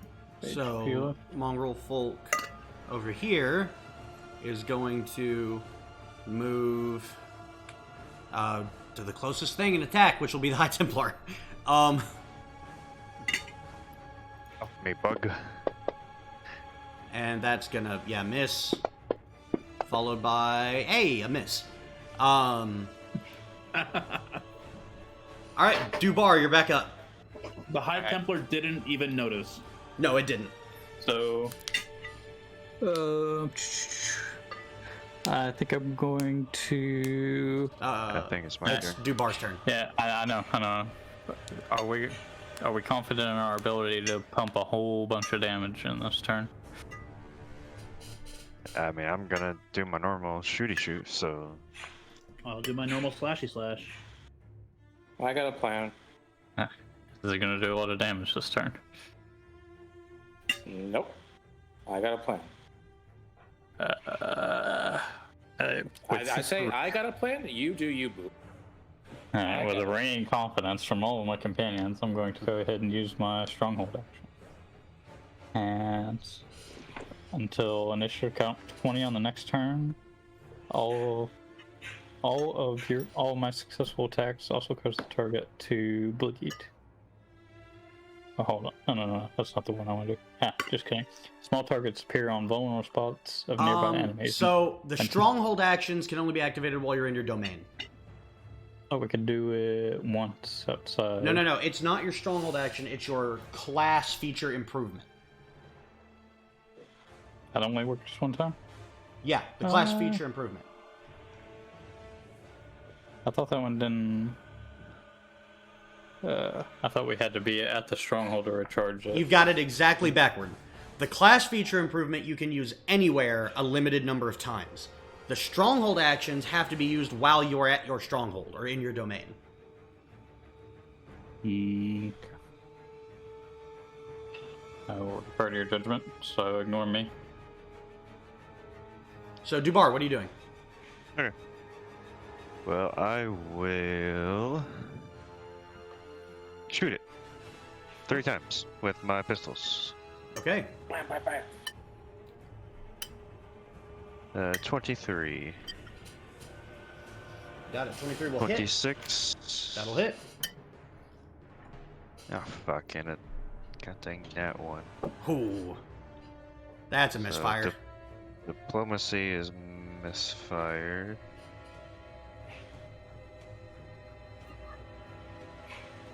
I gotta look back at those rolls in a second. But I hit twice. That is 2d10 plus 8.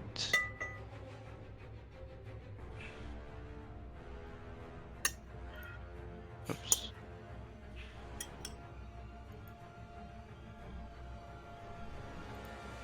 Uh, 18 points of damage.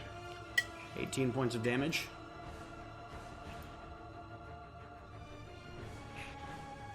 Then I'm just gonna go ahead and use Action Surge and empty out the rest of Democracy. Okay. Are you going to, out of curiosity, use your class feature improvement from Strongholds and Followers? I don't know what that is, to be honest. Okay, well, it's rather important. Once Did between... we talk about this? 'Cause Yes, I don't remember. we did when we started doing Strongholds and Followers, but that was a lot of information. Fighting action surge. Whenever you attack using your action surge, you automatically score a critical hit on a successful attack roll. Oh, Jesus. Okay. On successful attack rolls. You can do this for a number of surges equal to your stronghold level, after which you must take an extended rest to refresh this ability.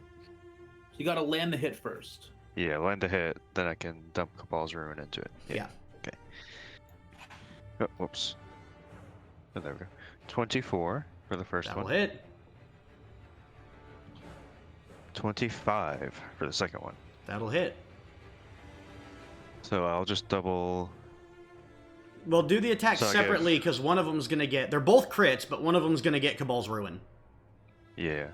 I need to bring that up really fast, so it is extra D6s. Yes, okay. So I will dump all of it into the first one. So that will be... Whoops, not that. 2d10. 1, 2, wait, are those? Oh, you can't. Whatever, ignore this. Okay, so this is. That really? Oh my god. So 6. Then doubled. So 18. Jesus. Well, oh my god. Okay, so that's 47 plus 3, 50. Plus 4, 54 for the first damage, or first shot. Fucking Christ, dude. Fuck yes. That's what I'm talking about. Oh, Fuck! I just want to say. Too bad I couldn't have done the thing I was thinking I could do. yeah, no. So there's my Cabal's Ruin and my action. Can I action surge multiple times? Eventually you'll unlock a second action surge. When is that? I'll have to go. I'll go look. Doesn't Yeah. matter. So for Yeah. my second one.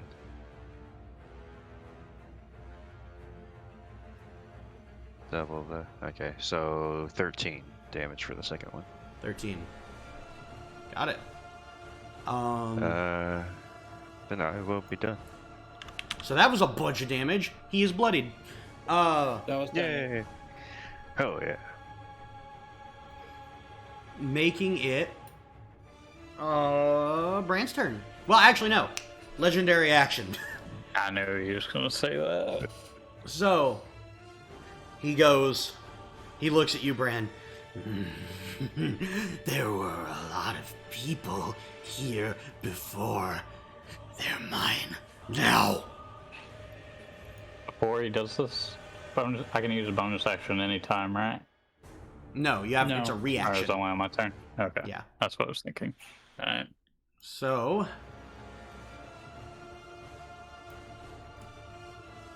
two more mongrel folk appear in the area. Bran, you're up. Lucky me. Let's see. Alright. I don't want to be here. So, I don't want to be on this planet anymore.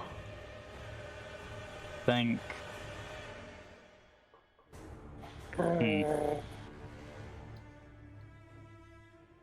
Just have two options.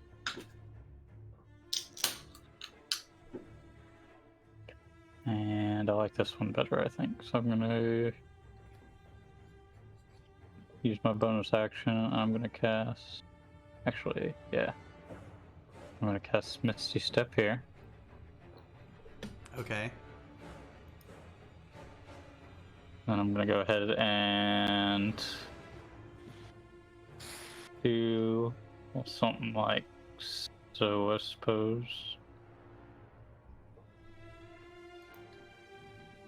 And then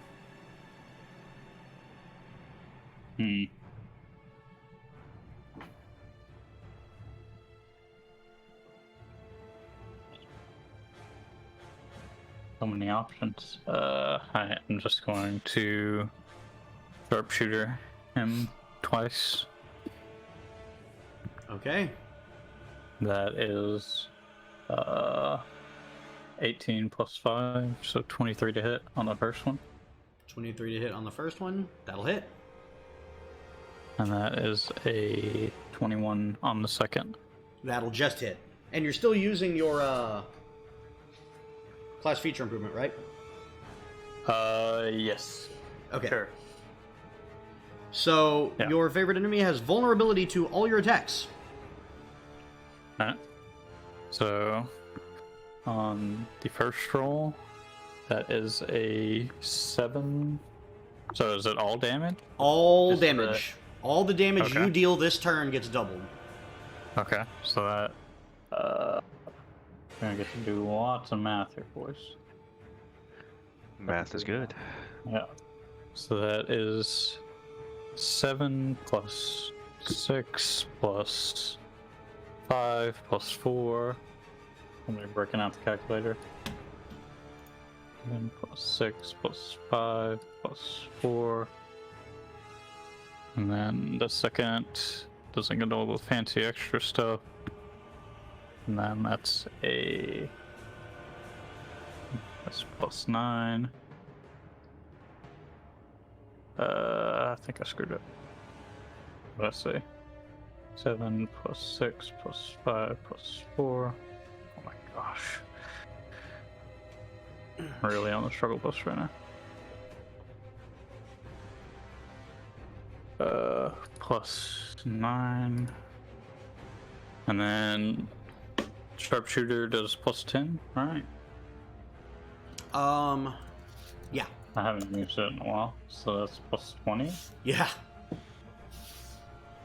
Alright, so that is 51 damage. Alright, yeah. Yeah. Alright then. If there was ever a time to use my, whatchamacallit, that was it.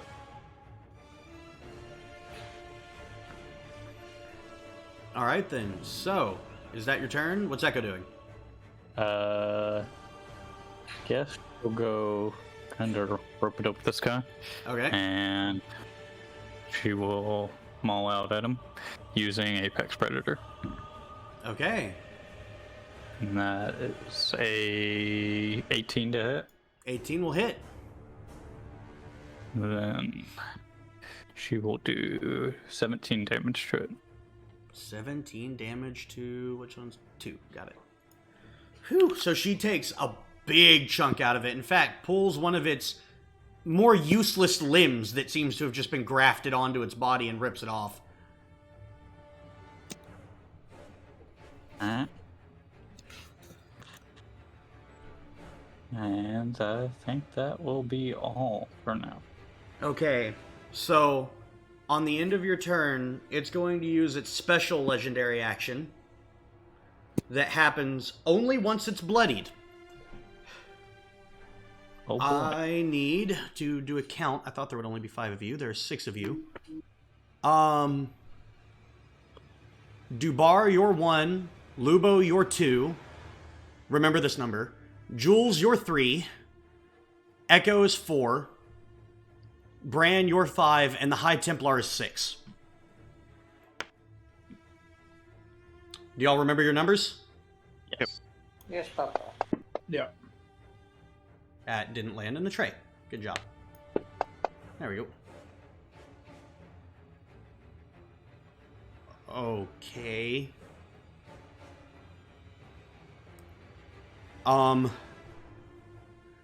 Well then. I don't even need you to remember because I remember. So, the Prior looks at you, Bran, and it says, "You made me suffer. I'll make you suffer before you die." And he points a hand at Echo. And I need Echo to make a Constitution saving throw. Oh no. Alright. But she gets proficiency with this. That's a nat 1. A bolt of pure energy streaks out from the hand of the Prior. And you see it pierce straight through Echo, who falls dead to the ground. Dead? Or... Dead. Echo is dead.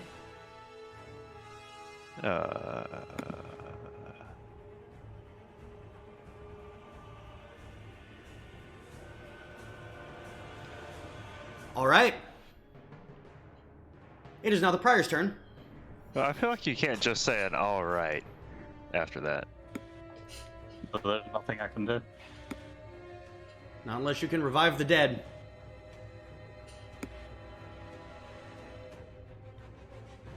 So,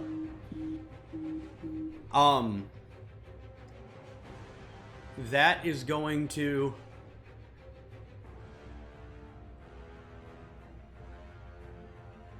make it, so the Prior is going to roll to recharge his ability.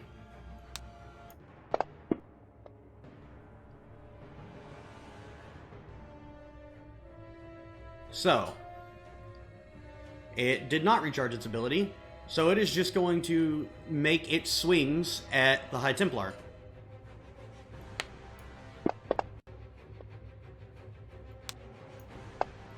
That is a... Oh, I was rolling the wrong thing. Hold on. That's a 27 to hit, and then a natural 1 again. Well, the 27 hits.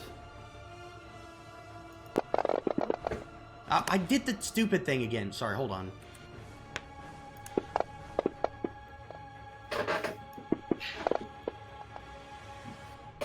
Alright, that is going to be 23 points of damage to the High Templar, who will then get to make a reactionary attack.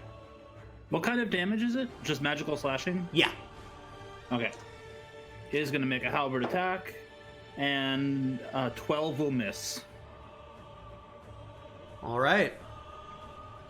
12 will miss. So, cool. That will, since it can't do its searing, in the Prior's turn. Lubo, you're up.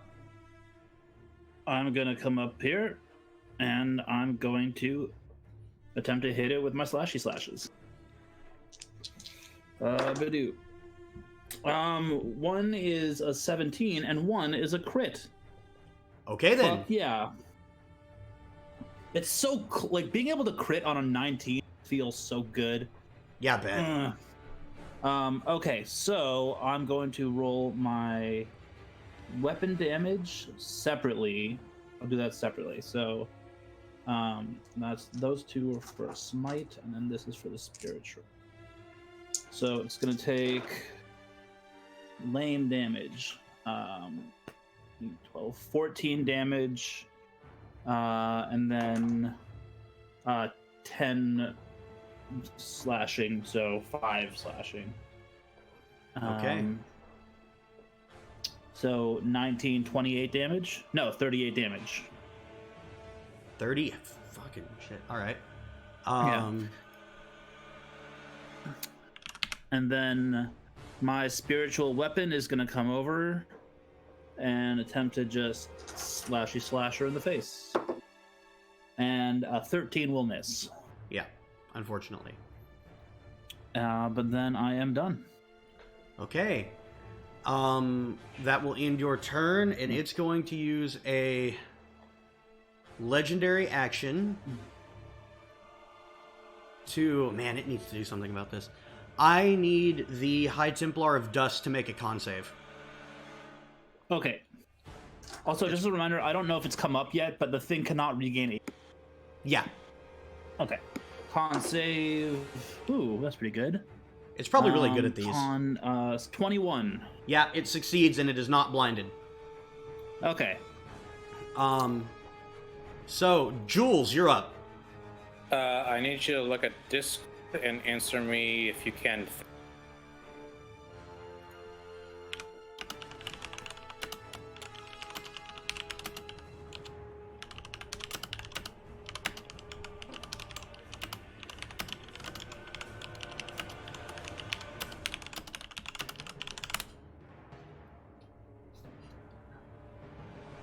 Okay. But that means it would have to be now. Pretty much.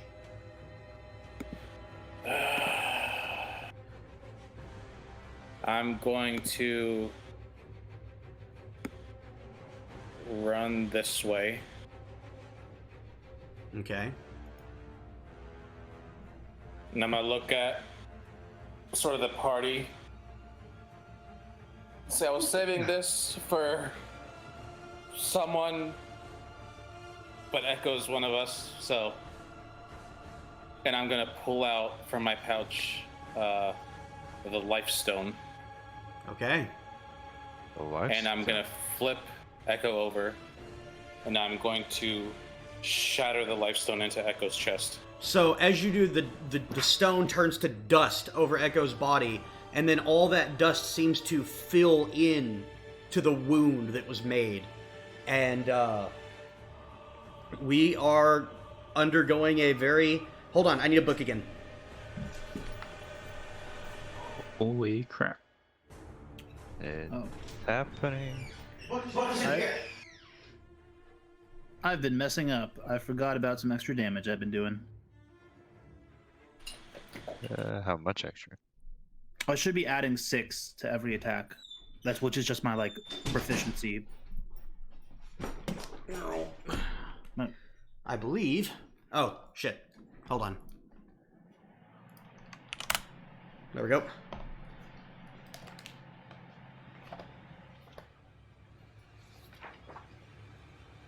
This was the only one of these, by the way, so... Yeah, that is true. Where did the lifestone come from? Appreciate it.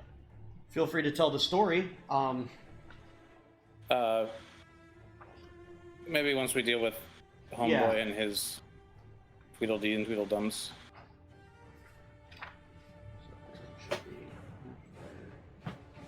Did the Monger folk that was between the Prior and Echo he still alive? Yeah, and if they're on the board, they're still alive. No. He just shot lightning. And he was kind of between Echo and the Prior.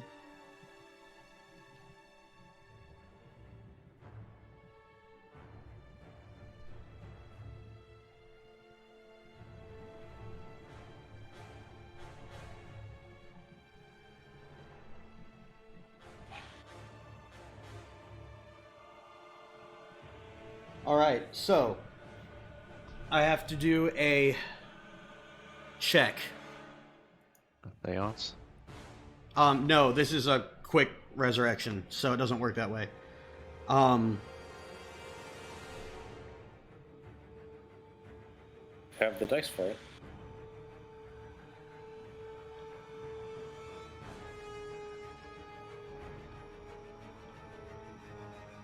Okay. Got it. So then, yeah. Oh my god, I need the life and death die.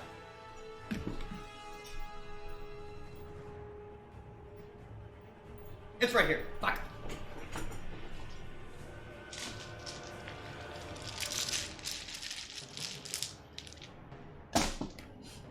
All right, Kieran. It's finally happening. Finally happening. What is your spellcasting ability modifier, Jules? 17. Whoa, hold up. What? Oh, Spell attack bonus. Same thing. my spell DC? Spell attack bonus. Oh.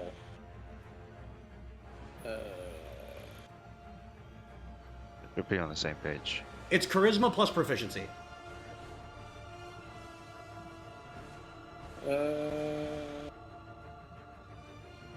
For 8. 8. Okay.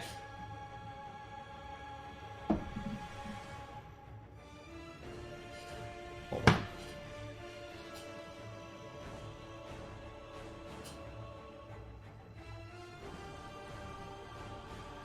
I want you to know this shit right here is as real as it gets.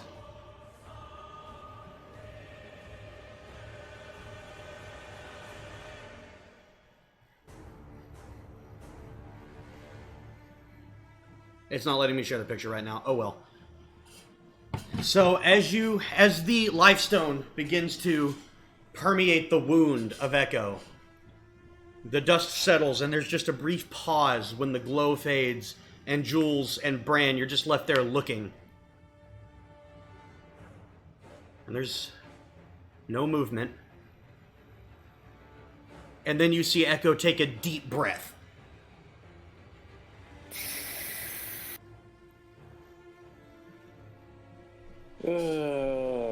Echo is alive with 1 hit point.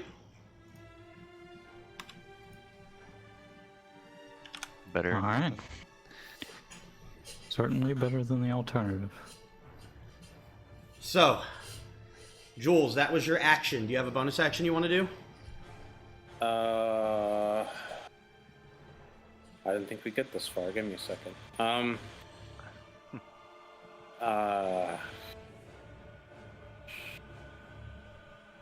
Is my...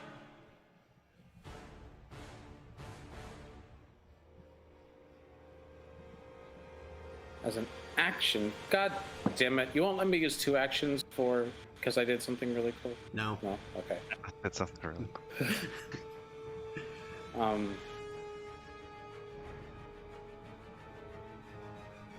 I am then gonna move here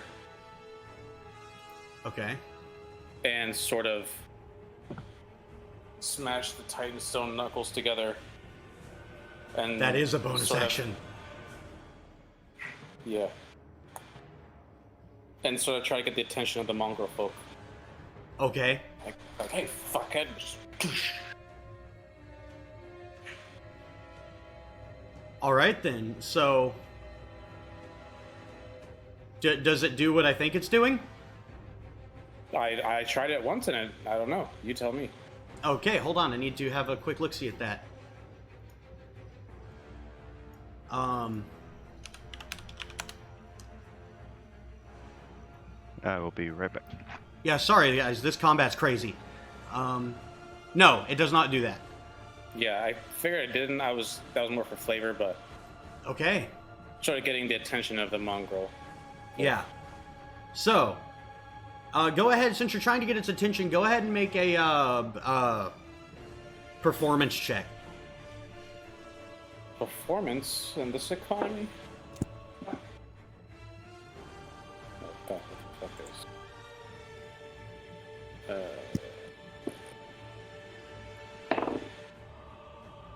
11. 11. Okay, we'll see what happens when it's its turn. Also, we'll see what's actually got. Okay, cool. So, next up is the High Templar of Dust. Okay, so first off, both Prior and Mongrel Folk 3 are going to take 5 piercing damage. Okay. Gonna start within 5 feet of him. Oh, got it. I'm going to roll for his recharge, and a 5 recharges it, so he is recharged on his scouring.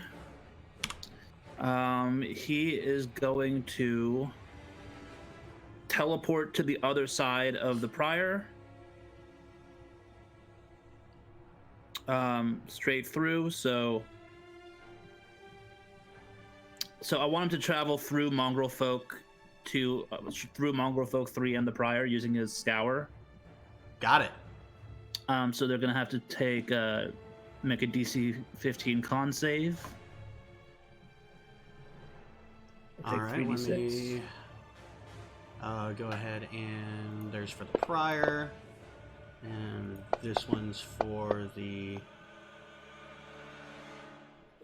Oh wow, they rolled the same, and wow, they both failed. Okay, great. So they're both gonna take. Ooh, that is good damage. 15 force damage. All right. So, and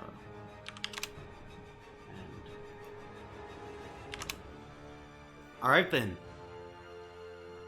So now what is he doing? He is going to shoot 2 fireballs. So they'll hit the Prior and Mongrel Folk 3. Will he So hit I'll do those himself with them? first. Oh, he's immune to fire. Yeah, Doesn't matter. but he's immune to fire. Yeah. Yeah. So that's fine. So they've got to make DC 15 dex saves. Got it. So the mongrel and DC 15. The Prior succeeds. The mongrel fails. Okay, so the first one is 7 damage. So the mongrel takes 7. Prior takes half of that. Okay, the mongrel actually explodes into flame and dies. Great. Well, if that's the case, I'm only going to use 1 fire attack. Then the next one I'm going to do is I'm going to do 3 Halberd Attack. Okay. 1, 2, 3. Okay. Doo-doo-doo. Well, only 1 hits. Sad. That was a poor roll. Yeah. So it's going to take 14 slashing magical damage. 14 slashing magical damage. Got it. And that will be the High Templar's 3rd turn. Got it. So next up is Mongrel 2. Which one is Mongrel 2? Oh. Okay. So you didn't roll quite enough to get its full attention, so it's going to split its attacks. The first one is against you, Jules. Certainly try. That's a 15 to hit. Misses. Okay. Second one's going to be against Echo.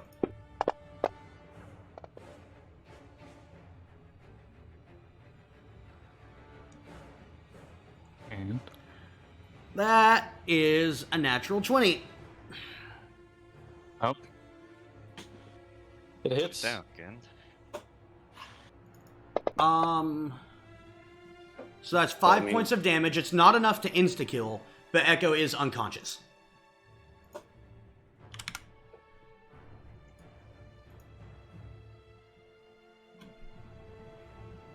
So, that will make it Mongrel 4's turn.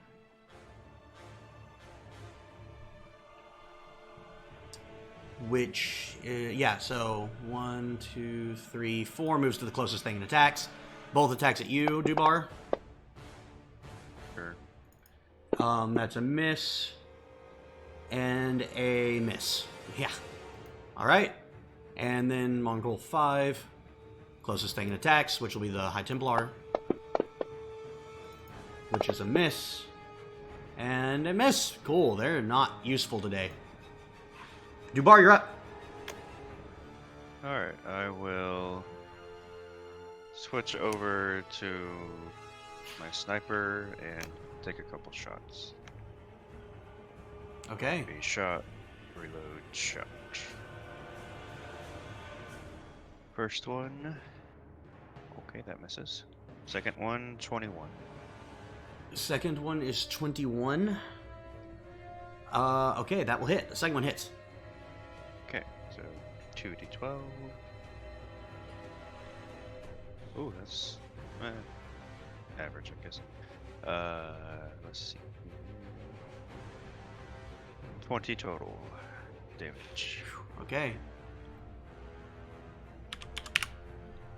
It's looking rough. I don't think I have anything I can do to push extra damage. So. Alright. Bran, you're up.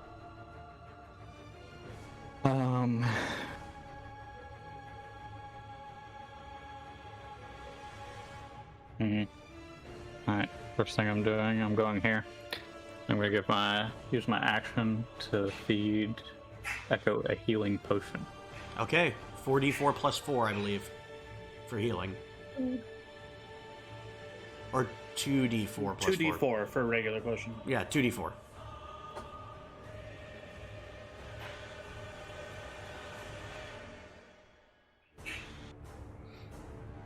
Plus 4, 9. so 9 points of healing.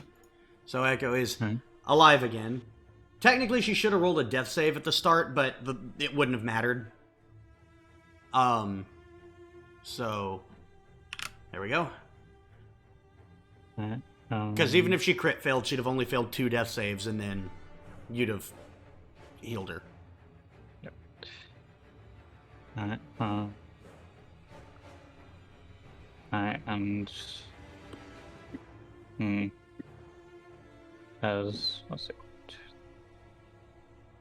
Alright, I will. With Misty Step, I can bring one person with me, right? Yeah.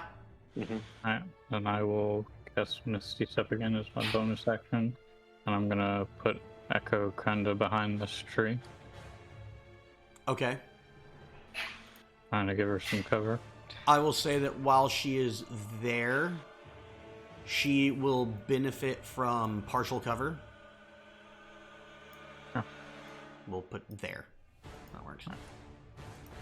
Be on this side, but and 4 more mongrel folk appear behind the tree. yeah, no. That's really all I can do. I'm gonna have her take the dodge action, Okay. and that'll end my turn. Got it. So, on the end of your turn, the Prior will. Does he even have a Teleports legendary? over here. I'm gonna be pissed.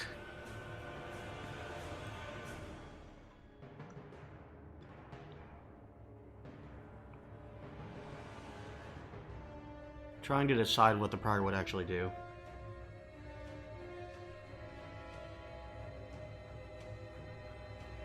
I think the Prior at this point is kind of sick of dealing with the Servitor, and it is going to use its legendary action to teleport here.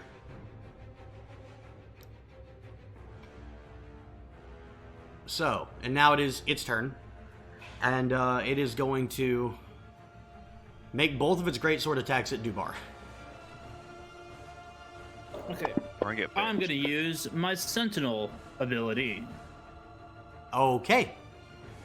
So I get to hit. Do I hit him before he makes a hit? Yeah, it's technically an interruption. I've already rolled, but go ahead and... I'm gonna interrupt. 23. Hits! Roll damage. Okie doke. And I get my Spirit Shroud also.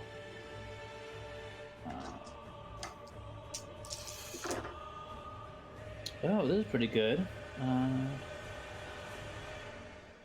That's 16, 24, because I'm smiting. Oh my god, okay. But -4 because of the resistance. Got it. So 20? Yeah. So it's still standing. And after that, its attack goes through. Dwbar, that's an 18 to hit. Yep. Okay, let's see what the next one... Oh, hold on. So, that is... Oh, come on. It's a natural 1. Alright, so I'll roll damage for the first one.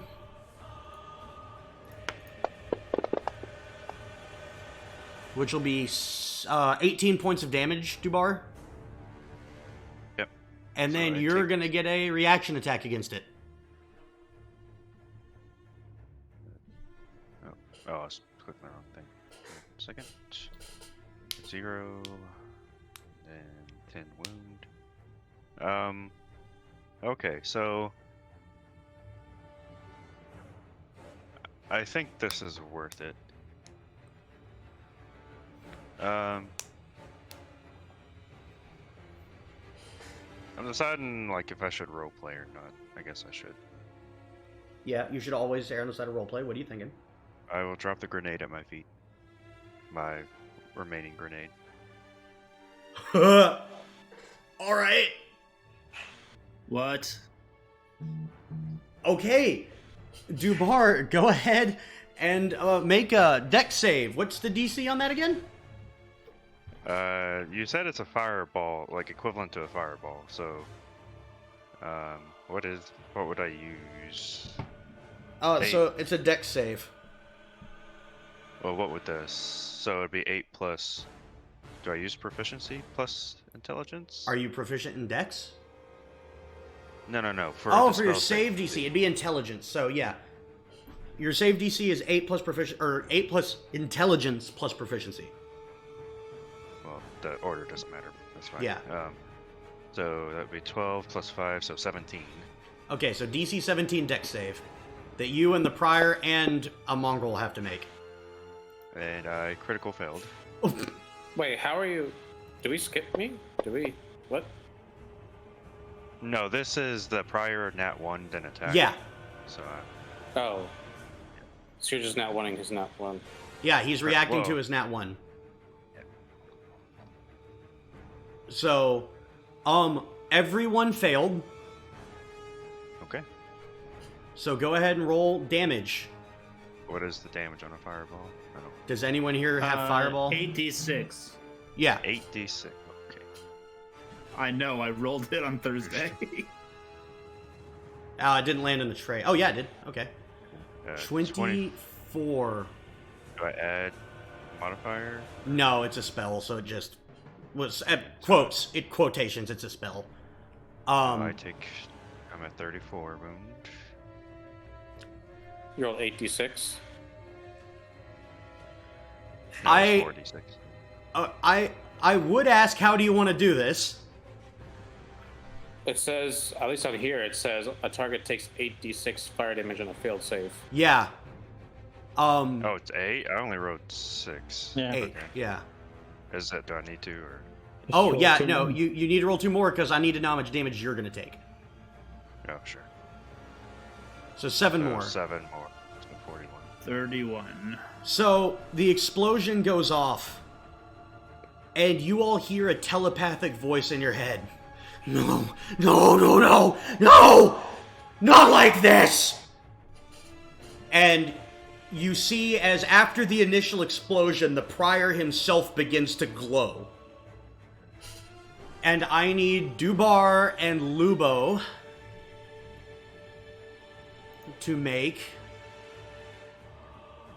a what was it again? I don't remember. Dex saving throw. And not just net failed. Crit failed. Okay.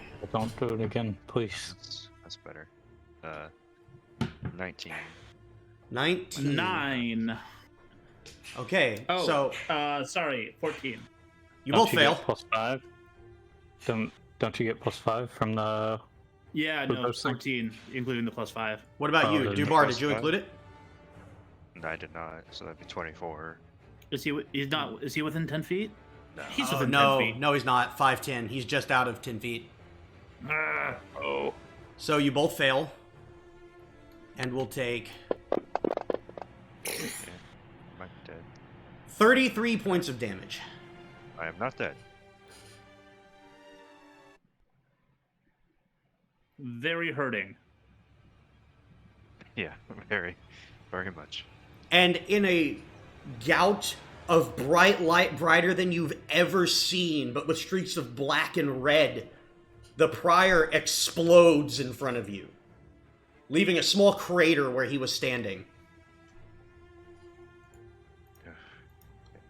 And the mongrel folk all just drop to the ground.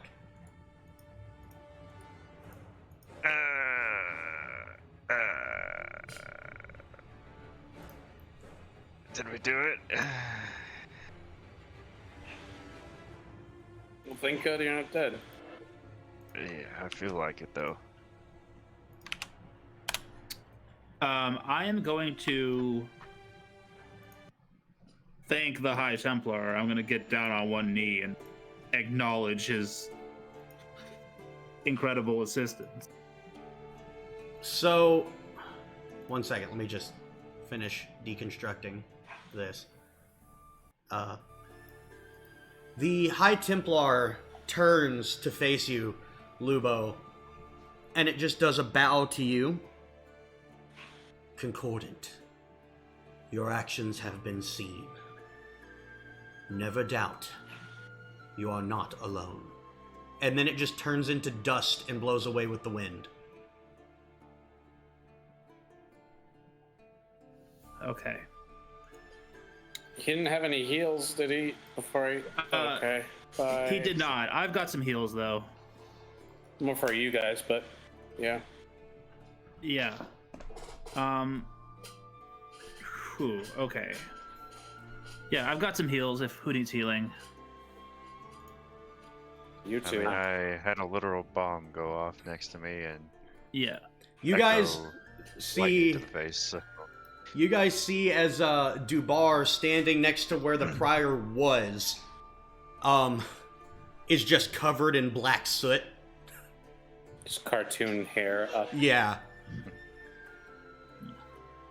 I'm gonna pick Echo up and bring her over to everybody. She's kind of licking on your face as you do that. I was like, Harry, I'm gonna cast Scary Wounds twice on him. Okay. I'll make a Vecco little scritches. So she kind of, as Jules gets close, Bran, you can kind of feel her tugging towards him a little bit. Mm-hmm. And as you get close, she just starts licking him on the face. I didn't want to see you go. I don't want to see you go yet. Okay. I'm gonna look Jules dead in the eye. I'm So going to thank say you. a prayer of healing, and all of us are going to regain, including Echo, are going to regain 16 points of health. And I will use my second wind, which got me 11 back, so 27 for me. Okay. So, as this all begins to, the intensity begins to fade, real quick, Bran, or Josh really, I need you to go ahead and mark one resurrection just on Echo somewhere.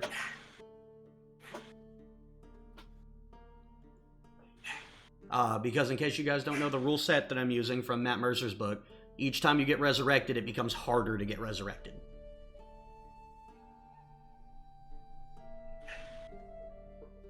So, and at this time, you hear first before you see a breath from behind you. And you see Van Richten with the, I think, like 7 hit points you gave him earlier, starts to breathe again. And he stands up. And he kind of looks around, and as soon as he sees you two, Bran and Dwbar, you just hear him go, "Fuck. Well, you two are certainly a sight for sore eyes." Scheiße. So then, it did not kill you. It got close. If it hadn't been for Jules, then he would have succeeded at least one count. And we're you fine. see, he walks up, and as soon as Echo sees Van Richten, she has a similar like, "Oh my god, it's you," kind of reaction. And he pets her a little bit. I apologize, my friends. I tried to... Once I knew that he was back, I tried to get a message out. But he surprised me. He wanted to use me as bait to draw you in. It seems on some level he succeeded.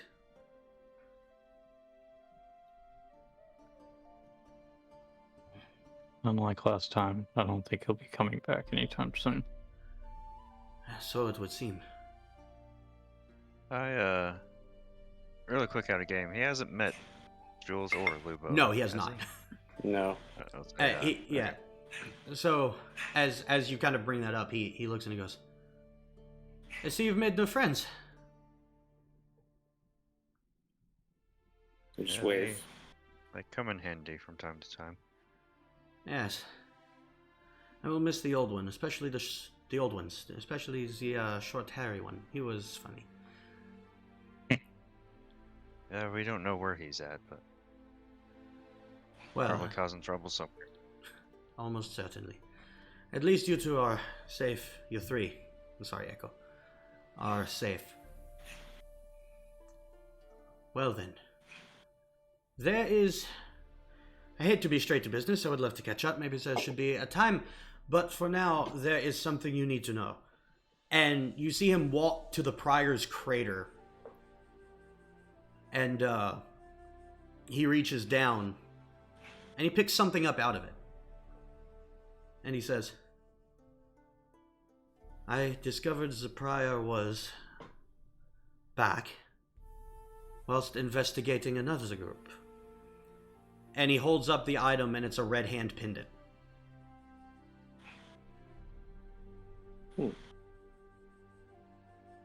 Seems Is as it though we another have finger? another common enemy. So it would seem. Is this the same pendant that is like it's one of the fingers of the? Yes. This is a pendant that symbolizes a finger of the red hand.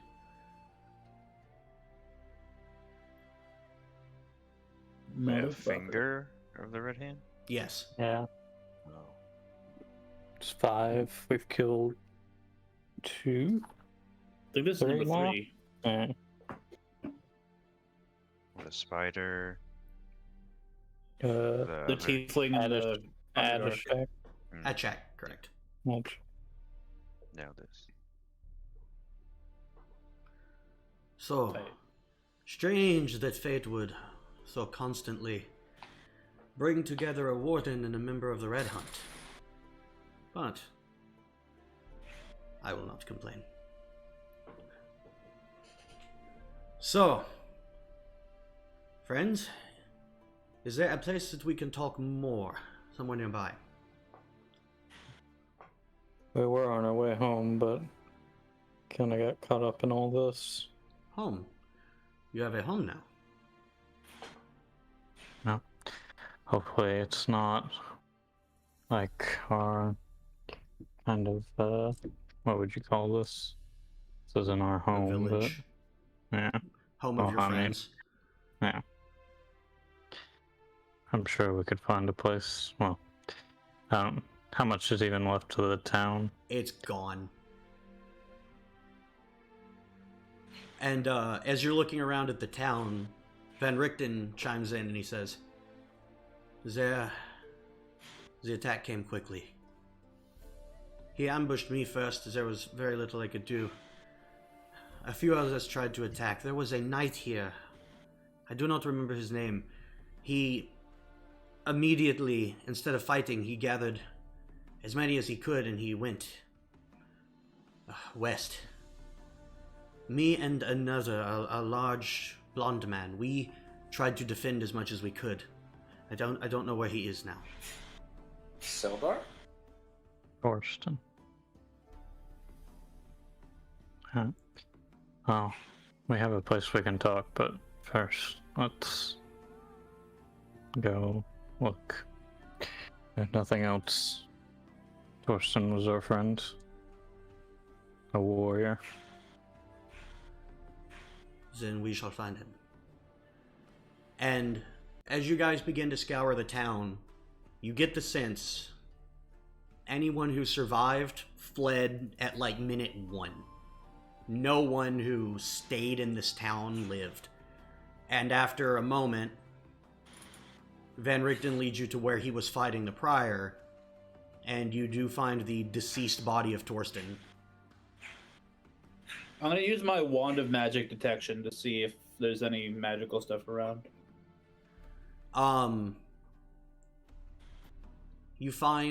You actually do detect something, oddly enough, on Torsten's body.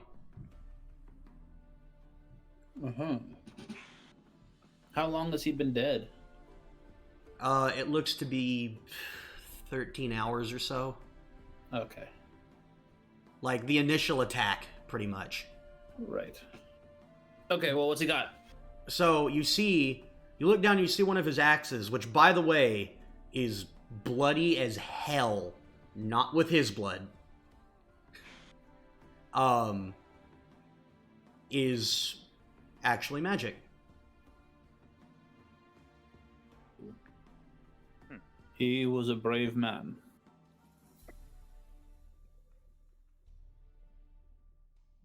Oh. I'm gonna see if I can find a shovel or something. Yeah, I'll help. Mm-hmm. And after a time, you put a as good as you can burial for Torsten just outside the town.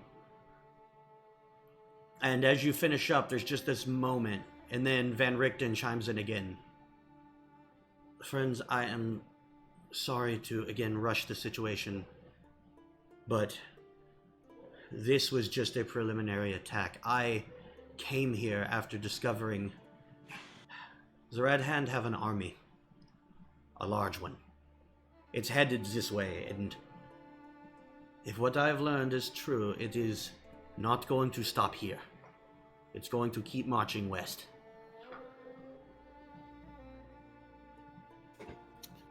Looks like we need an army. Cue the montage.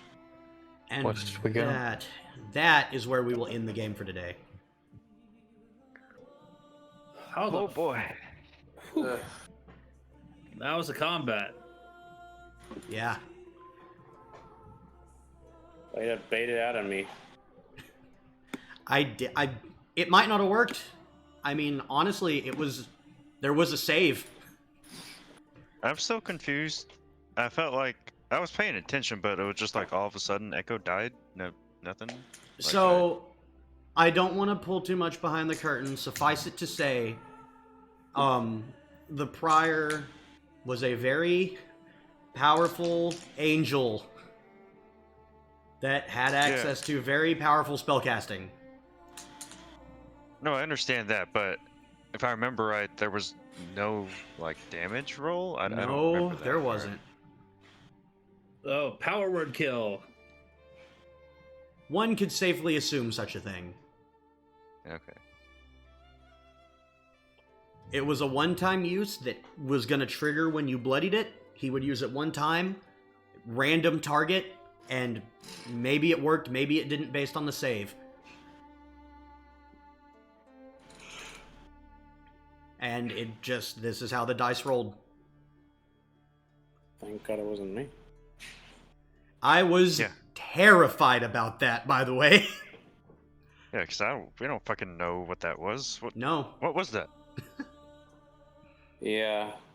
And we can just keep this to where I told you in game later. I love this as a roleplay moment, so yeah, I'll just say that whatever you say to Dwbar, this is Jules talking to Dwbar.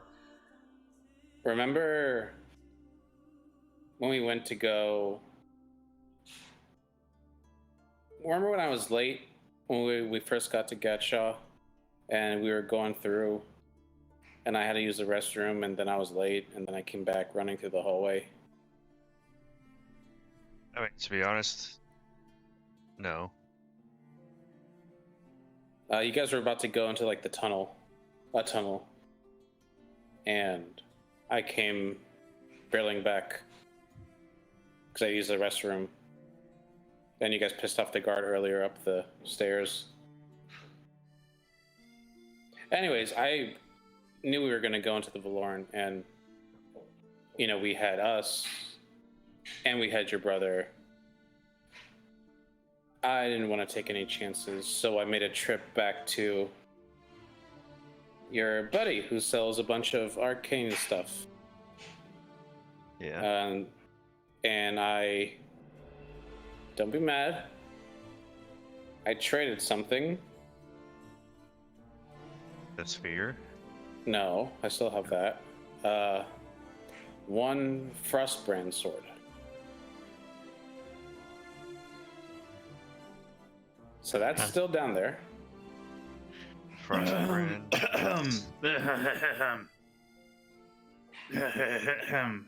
Uh-huh. Yes. You traded Frostbrand? For life. All right, yeah, that's a fine trade, I suppose. For a one-time life. I wasn't that I traded Frostbrand specifically. That's what he picked out of everything that I had because I really wanted the stone. Because I knew we were going in there and with all these people. And really, if I'm being honest, it was really for your brother, Dwbar. That was because I didn't know, you know, how much the boy could hang. So that was more for him. But he made it. So I had it. And then this happened. And it was meant for someone from the party. And well, it's Echo's equal, if not more reliable and not reliable, useful than, you know, he's more sneaker than me, so. I'm thankful for it. Oh yeah. Put my stuff up. Yeah, before you sign off. Assuming there's a bunch of XP. Oh, there's a bunch of XP.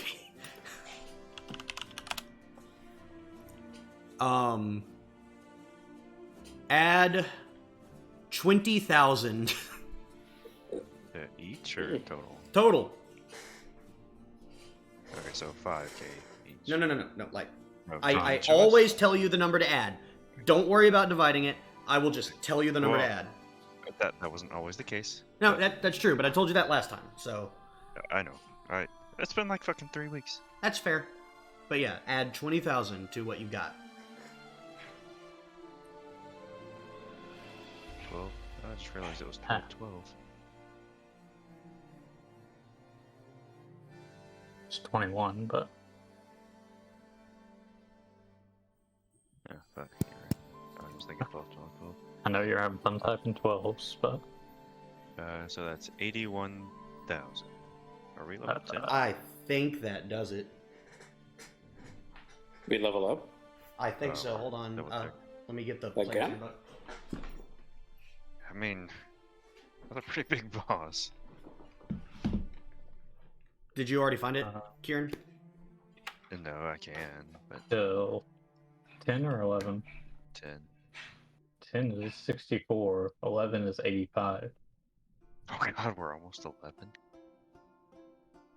We're almost at 11, so we're Wait, definitely. what were you going at? up to What 10 were then. you at? 61. You were at 61? Mhm. I gravely overestimated my XP reduction. Alright, for the purposes of my bad math, go ahead and stick yourselves at 70 and call it a day. You still get a level. It's fine. You said 20, I was like, holy cow, that's like, Well, that's literally how much it takes so- to get from 12 to 13. I 13 based 14. the prior on another creature from the monster, heavily modified. But I didn't put an XP value on the prior, so I just looked up the monster I based him on, and it actually wanted to give you 33,000. Alright. We'll take it. So, no. Because I heavily nerfed the thing that he's based on. Nerfed? Yeah. What the fuck you talking about? Yeah, no, it was quite nerfed. Minus the fact that I gave it a power word kill. Oh yeah, just the kind of, that little thing. Casual. So, but yeah, by the way, I don't think Dan, I don't think you were here when we brought it up. Do you like that I made your, Seal of Rend the background for Fantasy Grounds? Oh, I didn't even see the background. Oh, holy shit! Look at that. Yeah, That's tight. That's awesome. I figured out how to change that, so I actually found a Skull and Crossbones for the pirate game tomorrow. Gnarly. Oh, that looks great. Yeah. That's very cool. So, Well, I gotta go take Echo out, but then I'll come back and level up, because that's gonna be easy for me, so. okay. Yeah, and I may actually level up with you guys. I mean, you're free to do it on your own, obviously. But I actually need to go, because Chris called, and we need to do pirate stuff. Oh, fuck yeah, do it. I'm so stoked for tomorrow. I am too, dude. Oh, I'm so ready. I'm quite hyped. I am excited to debut my new character. He's gonna be great. It's gonna be so sick. Well, I guess I will see you tomorrow then. Yeah, alright, and hey, to everyone that is, that maybe watches or has watched right now, we don't have a sign-off phrase. See you guys. So yeah. Goodbye, Internet.